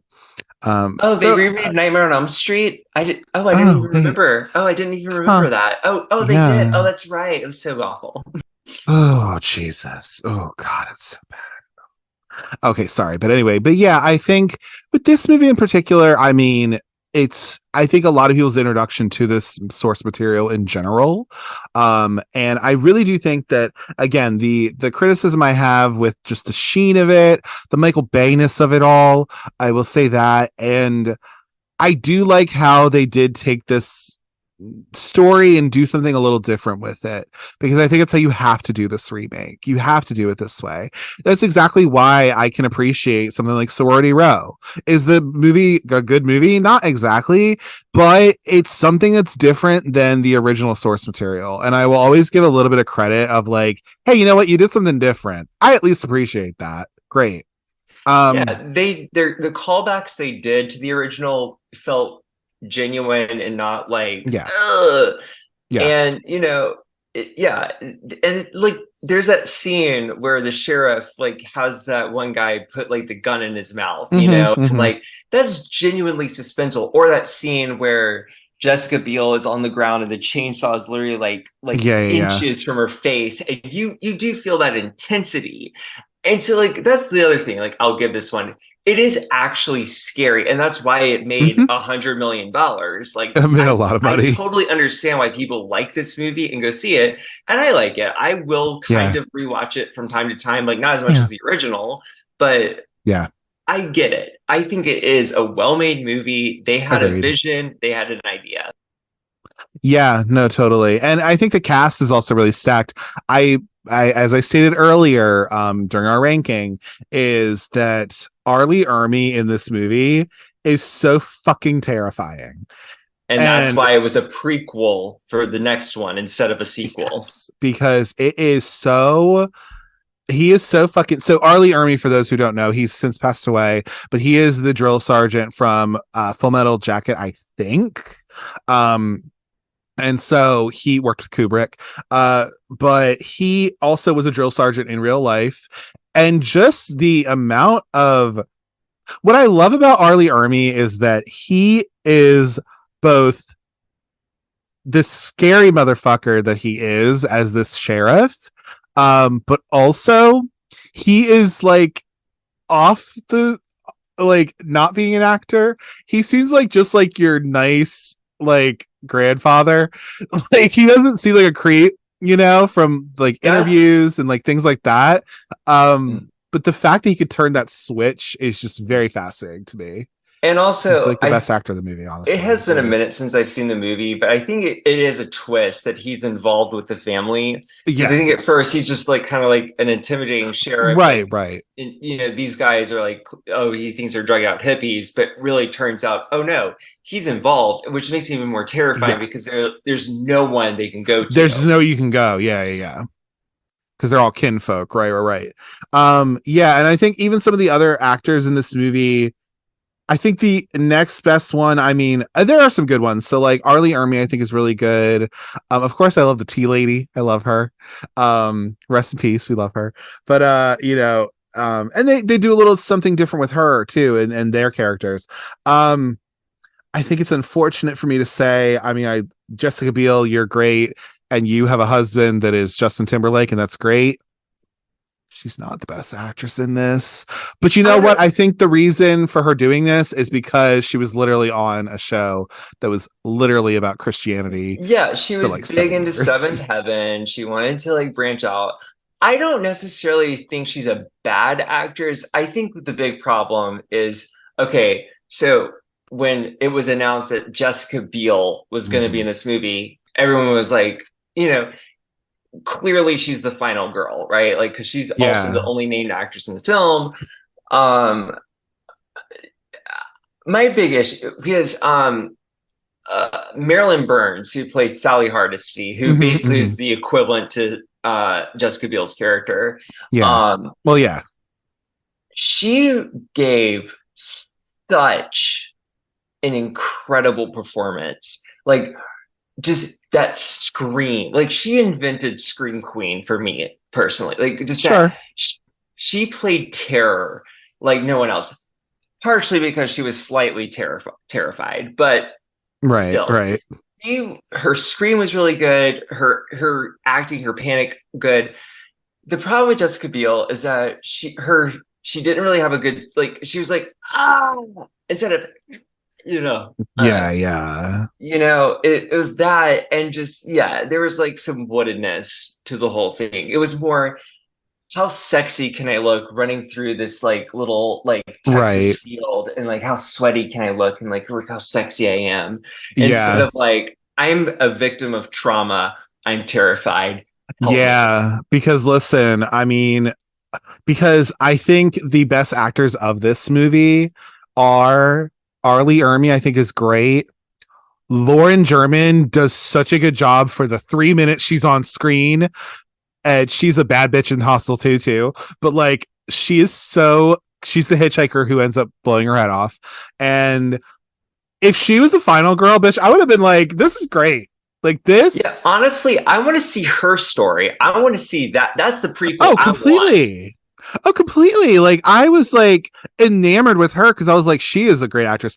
And I'll also give it to Jonathan Tucker, our boy from Virgin Suicides, and he is Morgan in this movie. He gets killed by, getting chainsawed in the dick. But and getting his guts like like chainsawed up, but I also think does a pretty good job with what he's given. He's not given much, but I think he does a really good job because that scene with him and Arlie Ermy in that fucking police car, it's tense. It All is. right. And that's why I'm always going to give this movie is that Yeah, it is tense, it is it's suspenseful, tense. it is scary. Yes. Not as scary as the original, but you know what? Compared to like a Yep, lot of other remakes, I yeah. agree. And then Mike Vogel's there, and he is sweaty, and he is hot for the gays. Mama, Okay. that tank top, oof. Just Ooh, that baby. white feeder. Oh yes, mama. Honey. Yes, ma'am. Oh, they knew what they were. I don't think they knew what they were doing, but maybe they knew what they were doing. You know what I mean? Because like, Oh, they knew what they were doing because to transition it to the next one, they cast Matt Bomber in oh the god, prequel. yeah, girl. Ooh. Anyway, so yeah, we'll move on to the next one too. But yeah, that movie is really I do like the remake a lot. I mean, if you also want to find out more about this movie and all that, there is a documentary you can find for the free on YouTube, and in it you do see I think you can sort of see Eric Balfour's dick because there is a so on the last day of shooting of this movie, for whatever reason, on the last day of shooting, the joke was of like Eric Balfour, who's I don't know if he's weird. I think he's fine. He's not Andrew Keegan weird, but like whatever. Anyway, the joke for him is that he grew up in this like hippie commune or whatever, and he went to like this hippie school or something. So like there'd be times where like he would just be naked apparently. Anyway, but on the last day of shooting, they literally the whole joke of him being in this hippie commune or whatever the hell, he literally stripped down naked on the set and just like said, I'm out of here, I'm gone, I'm leaving, because his thing was like he just wants to like be in Northern California naked on like an inner tube, just like chilling or whatever. That's what he wants to be doing, not in this shit. um So I just thought that was kind of funny. And you do see some of his dick a little bit, which is really fun. It's like a quick glimpse, but you do see that. Because here's the thing about it. Eric Balfour is also not that great of an actor either. So anyway, but he was in Kids Incorporated. We loved him on 6 Feet Under, but he ain't got that much range. So anyway, but yeah. But you can watch that little documentary. I think it is really insightful. I think Andrew Bernarski is scary as a bitch. Like, he's also really scary. So like, all that. But we'll talk about the next movie. So yes, this is one of my not favorite ones, babes. I'm just saying, it just isn't. But like yeah, I mean, this movie came out in 2006. So it came out about 3 years after or so, just around there. And it is a prequel to the 2003 movie, meaning it took place in the 60s and all that stuff. I mean, it's not too surprising that this movie, the original movie, the 2003 movie, made $100 million on a $9 million budget. So, of course, they're going to have a sequel, obviously. And so they were like, hell yeah. They had done Amityville Horror before this. Patton Dudes had done. So there's that. But yeah, they decided to get that. So would you like to tell us all about this movie or anything you want to share about this film? Really, the only thing is I think because, so spoiler alert for the first movie, R. Lee Emery dies in the movie. Uh-huh. But everyone liked his character so much. Yes. So they were like, well, we can't resurrect him. So they were like, let's do a prequel so they could bring him back. That was the excuse for this movie, was to bring him back. And I like it, actually. I think it is good. Mm-hmm. I think that, yes, Matt Bomer's in it. He's hot. Yes. It has an interesting-ish, there's so basically the plot of the film is that it's a bunch of young adults. Mm-hmm. They're trying some of whom are draft dodgers. Yes, well, yeah. So the whole thing is they're driving to Mexico to avoid being drafted for the Vietnam War. They hit a cow, I think. Yeah, I think so too. Yeah, something like that, and they crash. And they're picked up by R. Lee Emery. And, they think, oh, it's a sheriff. He's nice. And turns out they're taken to the farm and they one by one start getting killed off, essentially. They become a meat puppets, bitch. That's what it is. Yeah. And this one brings back the cannibalism of it all. Yes. Where the remake ignored it. This one's like, oh, well, no, actually they are cannibals. Cool.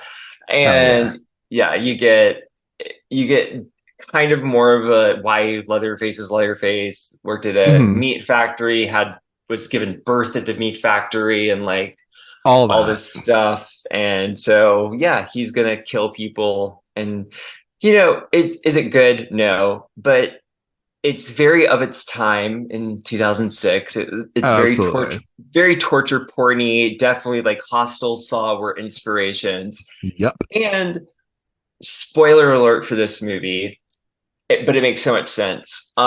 It's the first like horror movie that I saw that didn't necessarily have a happy ending, aka who you think is the final girl, you think she's about to escape, she gets killed. Yeah. And then it's like, well, this makes so much sense because clearly if she survives, she was going to go to the police. And right. There was going to be no. Hey. Yeah. So like clearly it makes sense she doesn't survive, but you're not even really thinking about that when you watch the movie. And so you're like shocked, but I like it. Yeah, I don't love it necessarily. I just think it's real mean spirited and it's just not for me. Oh, it's not nice. It is not a nice movie. Oh, not at all. Not. I also think like Jordana Brewster, I'm sure she's fine in most things. I could give shit less about her character in this, to be honest. I'm just like, why is she not screaming? What the fuck? What is going on with this? I really think it was R. Lee Emery that was because he had the most screen time for sure. It was really his show. Oh, 100%. Leatherface was a little bit of an afterthought in the film. And and it had good gore effects. Sometimes I'm easy to please, sometimes I'm really hard to please. True. And this one just was easy to please for me. Sure. I totally understand that. So Matt Bomer is hot and he is also gay. We love that. He was not gay at this time. He was not out by then. This movie was Jonathan Liebsman, I believe he was director. He's a South African man. And he did this movie. Do you know what other movie he also did? No, what did He he do? he also did a little movie the same year as Texas Chainsaw 3, 2003. He did Darkness Falls. He directed that. I like that movie. That's Yeah. fun. Yeah. Tooth Fairy's coming to get your ass. I'm just saying. Wait, Dark. You said Darkness Falls. Yeah. Sorry, I thought you were talking about Darkness, which is that weird Spanish movie No. with the witches and Oh, the. and also, I found this out recently. So Taylor Handley is the other guy who's not Matt Bomer. Okay. But do you know what other things he was in? He was in two movies that you may be aware of. The other one might blow your mind.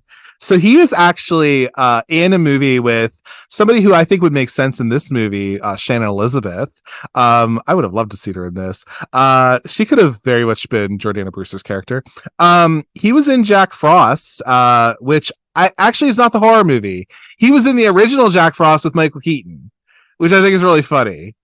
Isn't that weird? That is crazy. I did not know that. So he's not in the one with Shannon Elizabeth, but I think Shannon Elizabeth could also actually, funny enough, though, the other chick who's not Jordana Brewster, she was actually in the Night of the Demons remake.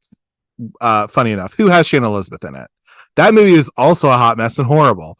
However, I kind of enjoy it for how horrible it is. Oh, but I found this out about this guy, Taylor Handley. Okay, so he's Californian. So he's in Jack Frost. He was in the actual not horror one. But do you know what his first TV movie was?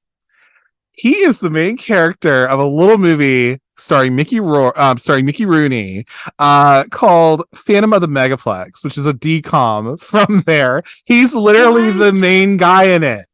He is the lead of that movie. And I just found this out because I want to cover that movie so bad on this podcast. I will do it. He is literally, it's the same guy who directed Wish Upon a Star. Do you know Wish Upon a Star? Oh yeah. Oh, I Danielle love it. Harris Yeah. movie and Yeah. So the same guy who directed Phantom of the Megaplex, which was fun. Blair True, but also Taylor Handley is literally the guy who is the main dude in that movie, who's the assistant manager or whatever of the.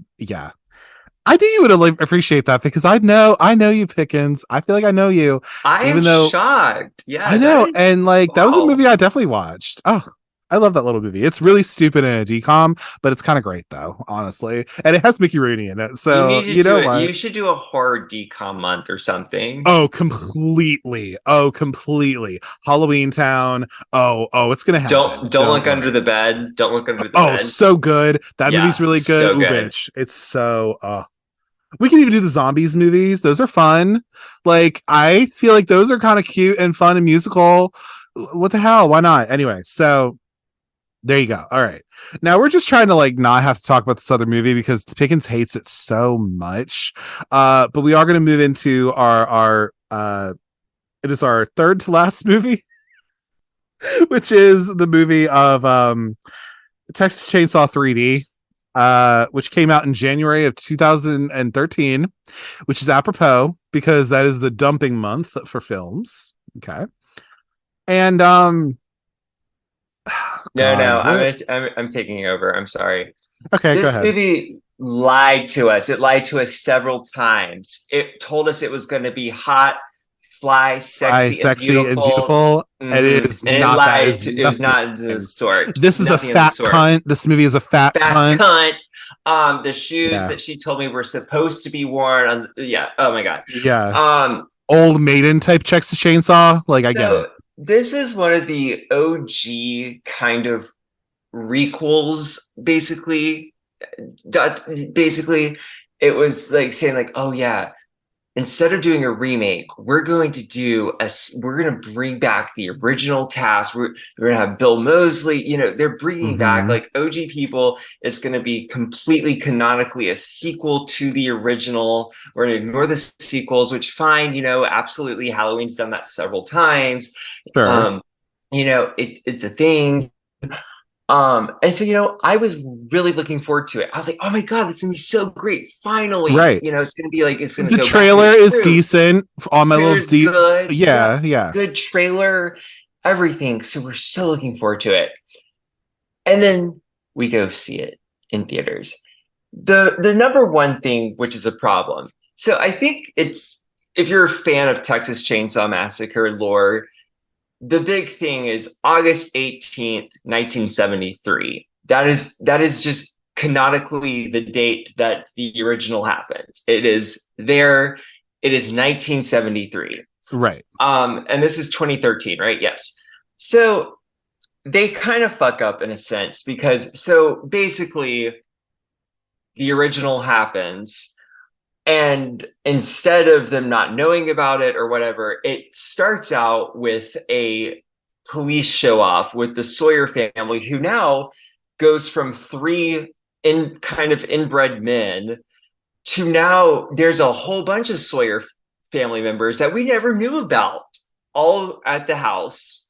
There's a whole shootout in there's a whole thing, a whole conflict. The Sawyer family is murdered, except for one baby who is put in the foster system, adopted, and then some time passes. Now, Jesse, how much time do you think should pass? Like, because does it feel like this movie takes place in modern times? Which, It yeah, does. I feel it like it takes does. place in 2013. But who is playing the lead role? Who's the baby of the Sawyer family? Alexandra Daddario, and she's Uh-huh. 20. Hmm. Huh. So they know they fucked up because they really try to Yeah. smudge that 1974 date. They really try to hide that. Like there's a gravestone and the 19, and then you don't see the 74, but that's when that's what's so frustrating about it. And so Right. she's clearly 20 years old. She is talking like, she is with other 20 years old Right, people, right. Including and Trey Songs. including Trey Songz. Um, and so yeah, so basically the plot of this one is she works at a meat factory. Or so again, another eye rolling, like, so you have the beginning where there's the police showdown and you're like eye roll because it's like, okay, wow, where'd all these other Sawyer family members come from? Why weren't they in the first one? Like, hello. Then there's a baby. Then we cut to what should be, 30, 40-ish years later. Instead, it's only 20 years later, but they have iPhones. So, like, Right. she's working at a meat factory. So you're rolling your eyes at that. Like, oh my God, of course she is. I wonder who this could be.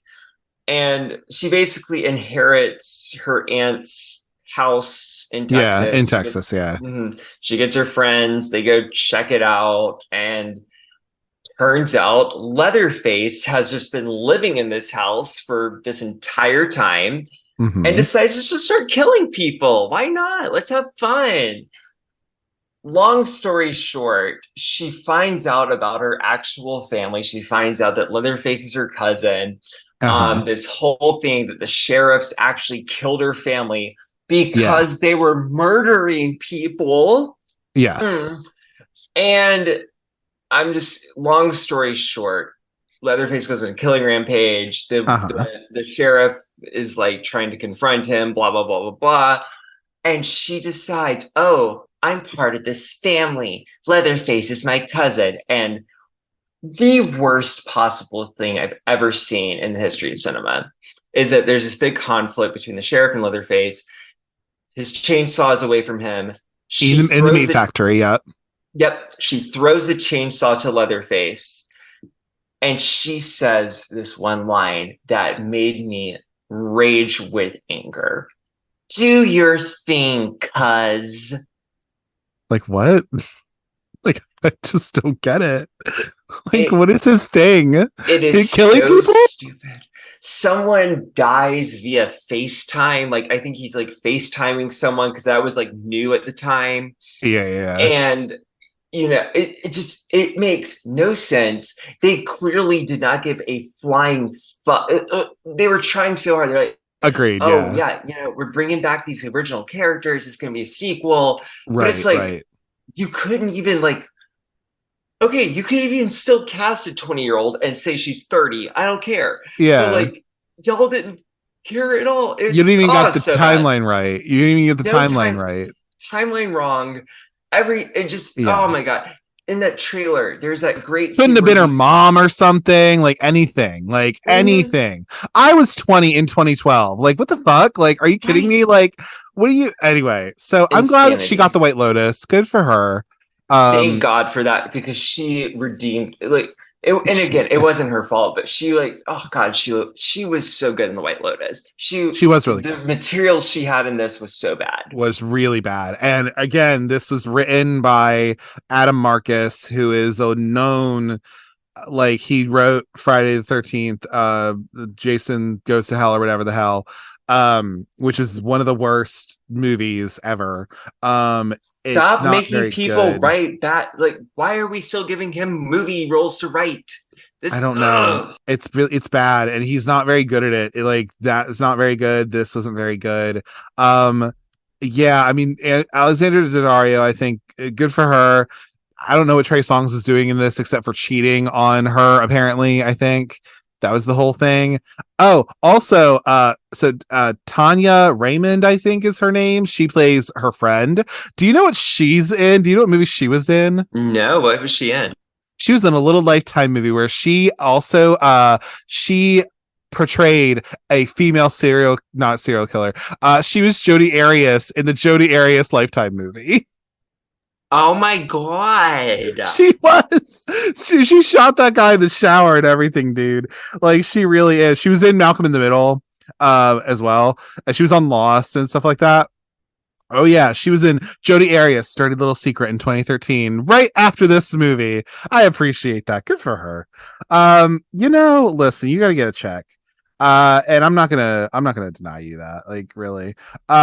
This is a Lionsgate movie. I mean, God, this movie is not very good. I will tell you this. So, Jodi Arias, she, the line I have a problem with, because Do Your Thing Cuz is pretty bad, but also, like, the line I hate in this is what I mentioned earlier in my Letterboxd review, which was "Welcome to Texas, motherfucker." And what I don't understand with that is that you're saying this to somebody who is from Texas, and you are like trying to shoot a gun at him or whatever. And I'm just like, That why are was you in saying "Welcome to Texas"? that He's was from in here. that was in 3D. I thought that was in the Netflix one. It was No, it is in not. 3D. Oh my It's god. in 3D. So it's just because the Do Your Thing cuz just threw me. Yeah, but Oh my agreed. God. Yes, It's complete. so Welcome to Texas, stupid. motherfucker.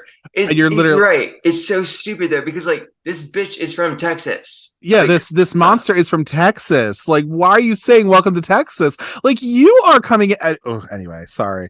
But okay, yeah, that's what we have to talk about. Texas Chainsaw 3D. This movie was not very good. It just was.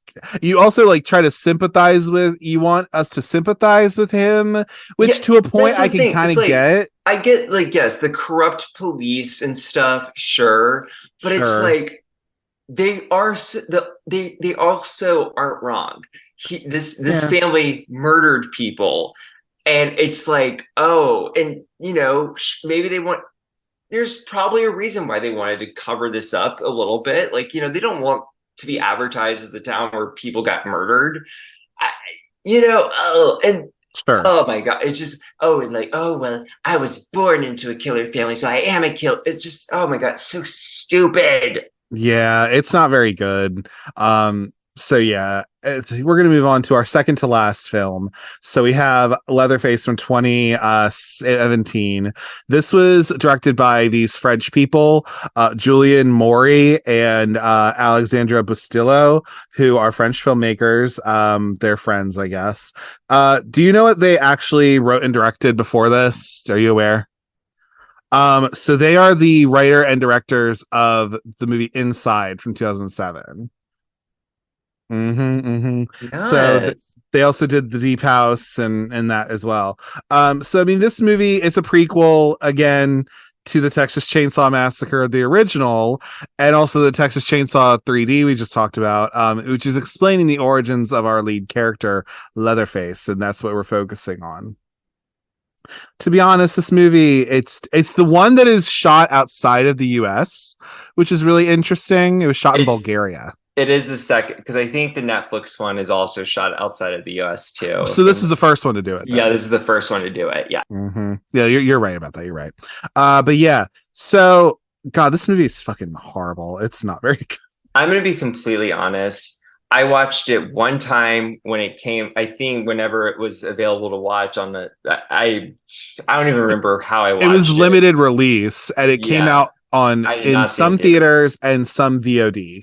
Yeah, I think I did watch it VOD, and the only thing I remember about it is that I think they were wanting to make it a twist on who Leatherface was. Like there was like this bulky kind of Leatherface looking guy, and there's this like scrawny guy. They were Mm-hmm. brothers, and I think it turns out that the scrawny guy is Leatherface. I really Yes. honestly, I really honestly, genuinely, like only saw it once, and I do not remember anything about the movie. Yeah, no, seriously. I mean, pretty much like you're just following how Leatherface, I guess, gets put into a mental institution. Somebody gets put in a mental Jedediah is his name. He gets put in a mental institution, and then we find out that like he goes on an adventure with his other mental institution patients. And then they find out that this guy's Leatherface or whatever. They find out he's a killer. That's the basic idea of this movie.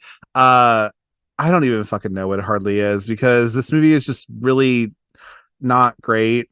Um, yeah, I don't even know what the fuck it's about hardly. It's about Leatherface and it's an origin story. That's what you need to know, I It guess. really, I mean, it's sad that like I hate Texas Chainsaw 3D so much because I've only seen Texas Chainsaw 3D like twice, and that was like 10 years ago, and I Yeah, still vividly remember so much about that movie. yeah, Leatherface, I've seen, don't remember. more recently, but I really can't tell you anything about the movie. I really Yeah, can't. But yeah, I still put it above 3D because it's just I didn't get a visceral reaction the way I did. Maybe I actually, maybe I really should put Leatherface at my bottom because at least 3D did give me a reaction. I did sure. feel something watching 3D, and Leatherface gave me nothing. And I Right. really honestly can't tell you anything about it. Yeah, except it was about like these mental institute patients who escaped and then they're going on an adventure apparently. I think that's what was happening. I didn't like how gross this movie was. So there's a guy like he's this dude and you see him in his little trailer and then he kills himself at some point and the institute patients like come up to the trailer and they find him and then like these two people, this couple like have sex in the bed where this guy like is. I don't know why they have to have that in there. I don't know. Apparently also, so Steven Dorff's in this movie. He's like the name of it. He's Cecil B. Demented from Cecil B. Demented, and also just like being Steven Dorff. And then also, of course, you have our good old Lily Taylor as Verna, the mother, who apparently was supposed to be Angela Bettis. She was initially supposed to be that, and she dropped out, and then Lily Taylor replaced her. So yeah, I could see it. I see it, but yeah, this movie, dude, I hardly know what the hell this thing is. Like, I don't know. It's French. It was shot in Bulgaria. It's by these French guys. I mean, okay, cool, but I could give a shit about this movie. Honestly, if you're a Leatherface stan out there, I guess whatever, but I'm like, okay, like fine. And it's a forgettable entry, I feel like. So I'm not really all that into it, and I probably wouldn't watch it again personally. Um, and then to end our conversation, I think to wrap it all up, we have the most recent entry, which is just Texas Chainsaw Massacre. No direct object or anything. It's from 2022. This was by David Blue Garcia. It was written by Chris Thomas Devlin, which, if you don't already know, he wrote this movie, but he also wrote the recent movie Cobweb with Lizzie Kaplan in it. So, which apparently is not bad. So that's good. But yeah, I mean, do you have anything to say about this movie or anything like that that you could think of or anything? Yeah. So, you know, similar start to the Texas Chainsaw 3D. They were like bringing up like, oh, we're going to be very, we're going to be very faithful. It's going to be like kind of a sequel. We're going to bring the character of Sally Mm-hmm. Hardesty back. Sadly, I think Marlon Burns had passed away at this point. Rest in Yes. peace. Um, And Gunnar Hansen. Yeah. yeah, so I was like, all right, fine. And the poster that they created looked promising, but then after a while I was like, I'm just gonna go in blank mind. I will say this about Mm-hmm. it: how the first one was about hippies, the second one was about yuppies. Mm-hmm. The fact that it was about influencers, Mm-hmm. what it made sense, because that would be the group to critique at the Right. time. Right. And again, what I respect about it is that it's like barely like an hour. It's like an hour and like 18 Not minutes or so. long. It's not long. So you're not wasting your time really. You're Yeah. watching an episode of a Cute show. 83 minutes, bitch. It's so short. It's so short. Um, and so I know this is gonna sound like semi-hypocritical, but as much as they hated like the "do your thing, cuz" and "welcome to Texas, motherfucker" from Yeah. 3D, when Leatherface walks into that van with all those influencers with Uh-huh. a Uh-huh. chainsaw, and they just put up the phone and said, "You're about to be canceled, bro." Yeah. For some reason, I love that. I thought it was fun. I It's kind of felt like the two. stupid. I highly doubt that Sally Hardesty would if Sally Hardesty, she lived through the events of the first one. I don't think she'd be living in Texas anymore. I don't And think I so for either. damn sure would know she would not be working at a meat factory slaughtering things, Or whatever the because hell she was doing, right? no.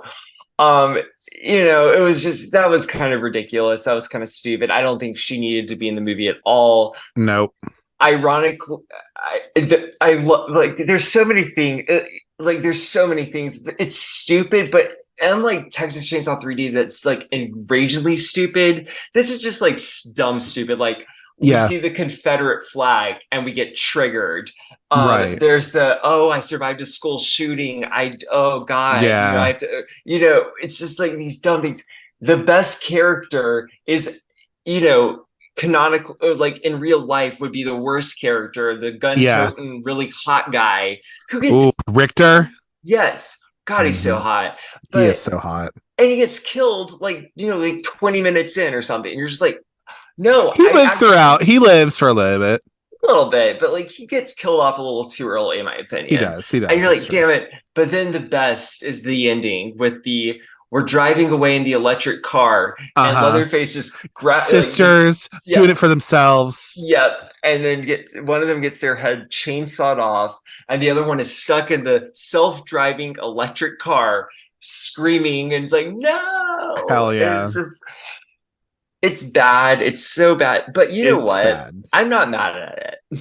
I'm not either. I must say, I was not mad at it either. I like Sally is an absolutely needless character in this movie. Sorry. One last thing. One Sure, last thing. sure, sure, sure. This scene that takes place in the sunflower field, actually kind of creepy. Oh yeah, yeah. Mm-hmm. Where Dante's girlfriend, yeah, which is like kind of what she was. Her name is Ruth. Gotta say her name. But she is in this movie. But I think she's just like Dante's girlfriend, Dante's partner. I think is what the caption said, which is like really fucked. But whatever. She was in Outlander and a couple other things she did, which is cool. She's English, British. But yeah, I mean, like, oh god, like this movie just is not the best. Elsie Fisher, people like her from 8th grade and like other things she's done. Now she was also, if I'm not mistaken, in that not good Amazon movie, My Best Friend's Exorcism. um I have not seen that movie, but I have heard it's not good. So yeah, I mean, there's that.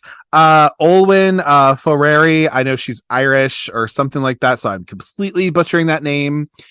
She did not need to be in this movie at all. However, I don't know if it's like kind of a like commentary on like Laurie Strode at this point. Like, I don't know, Oh, maybe, but it like, had to be because yeah, at what this the point, fuck? Halloween was successful and Like, like just are we really gonna pulse. bring back Jennifer Love Hewitt to be like, hello everybody, I'm Julie James? Like, I would want it. I'd see it. Same with like, did we need to bring back Ellen Burstyn? No, bitch, but bring back I went to Brandy go see too. Just it. do it. Oh my Yeah, god. just let's Anyway. bring about where's the love for Heather Landing Camp? Where's our Nightmare on Elm I know, where Street is she at? people? Like, I want to make sure she's in another Mhm. movie. I love her. Yeah. Adrian Yeah. King. Why don't I mean okay, no, the Friday the No, 13th that's franchise a is little that the different. rights, yeah, the rights are fucked for Yeah, we're not that gonna one. get into But that. But when yeah, are we gonna she get was those? I will say, if you want to watch a good movie and with this lady in it, you can watch Mandy with Nicolas Cage because that's a really good movie, and she plays like one of the like little cult members of that guy. So that's like really fun. Um, so yeah, I mean, but yeah, I mean, like this guy, who is this? Who is this guy? So we have Jacob Lattimore. He's the Dante. He's the person of color, the one that's in this movie, like legit. But oh, he's in the Maze Runner. Oh, okay. Oh, he was also in that bad remake of House Party. Oh, okay. That's Mm. where I've seen him from. Okay, got it. Got it. Got it. Got it. No more. Anyway, so yeah, Alice Krieg's also in this movie. She's from Ghost Story, Silent Hill. Amazing actress. Love her. The director's cut of Stay Alive. Don't think I forgot about that because how could you not? But anyway, I think this movie, they're just trying to, I don't know, they're trying to get, well, really, I think it came from the fact that like the people who did Leatherface Lionsgate were going to make like five other fucking movies. And then the rights like went away. And then Legendary Pictures just picked it up, really. And then they were like, let's make a movie, dude. Let's do it.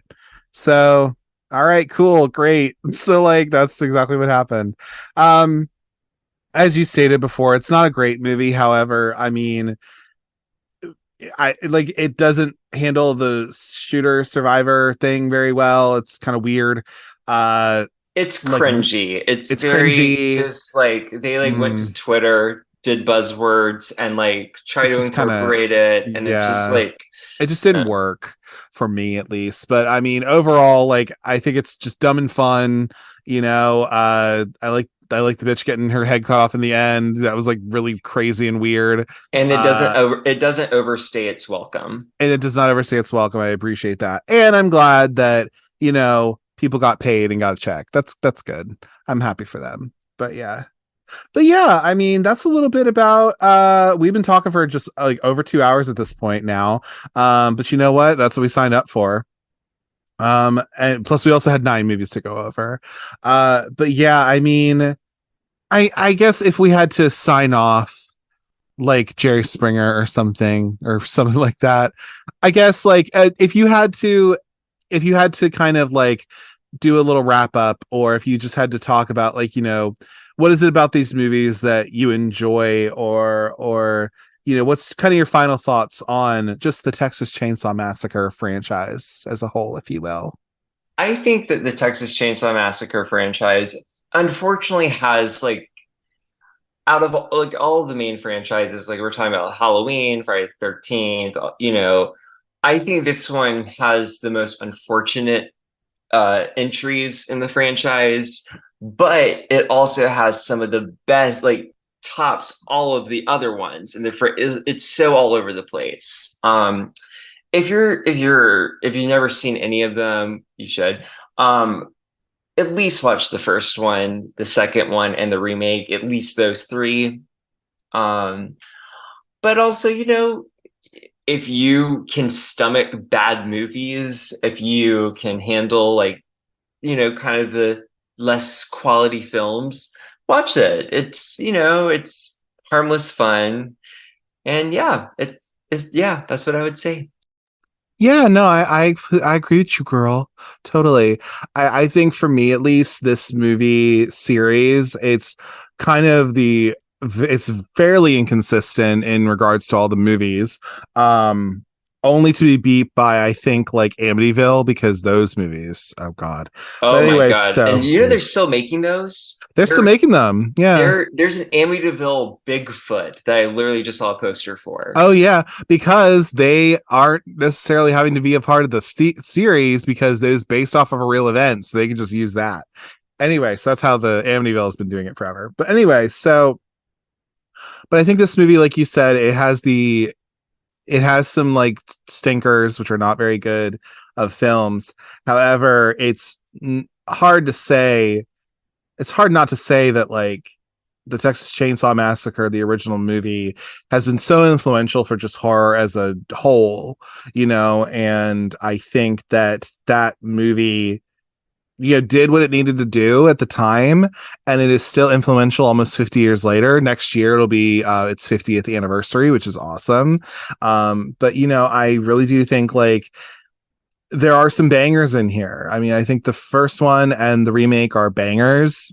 Generally, I think the second one's a banger, for what it is. And so I just think like, girl, they could just stop it at this point. You know what I mean? Like, you don't need to do it anymore. I completely agree.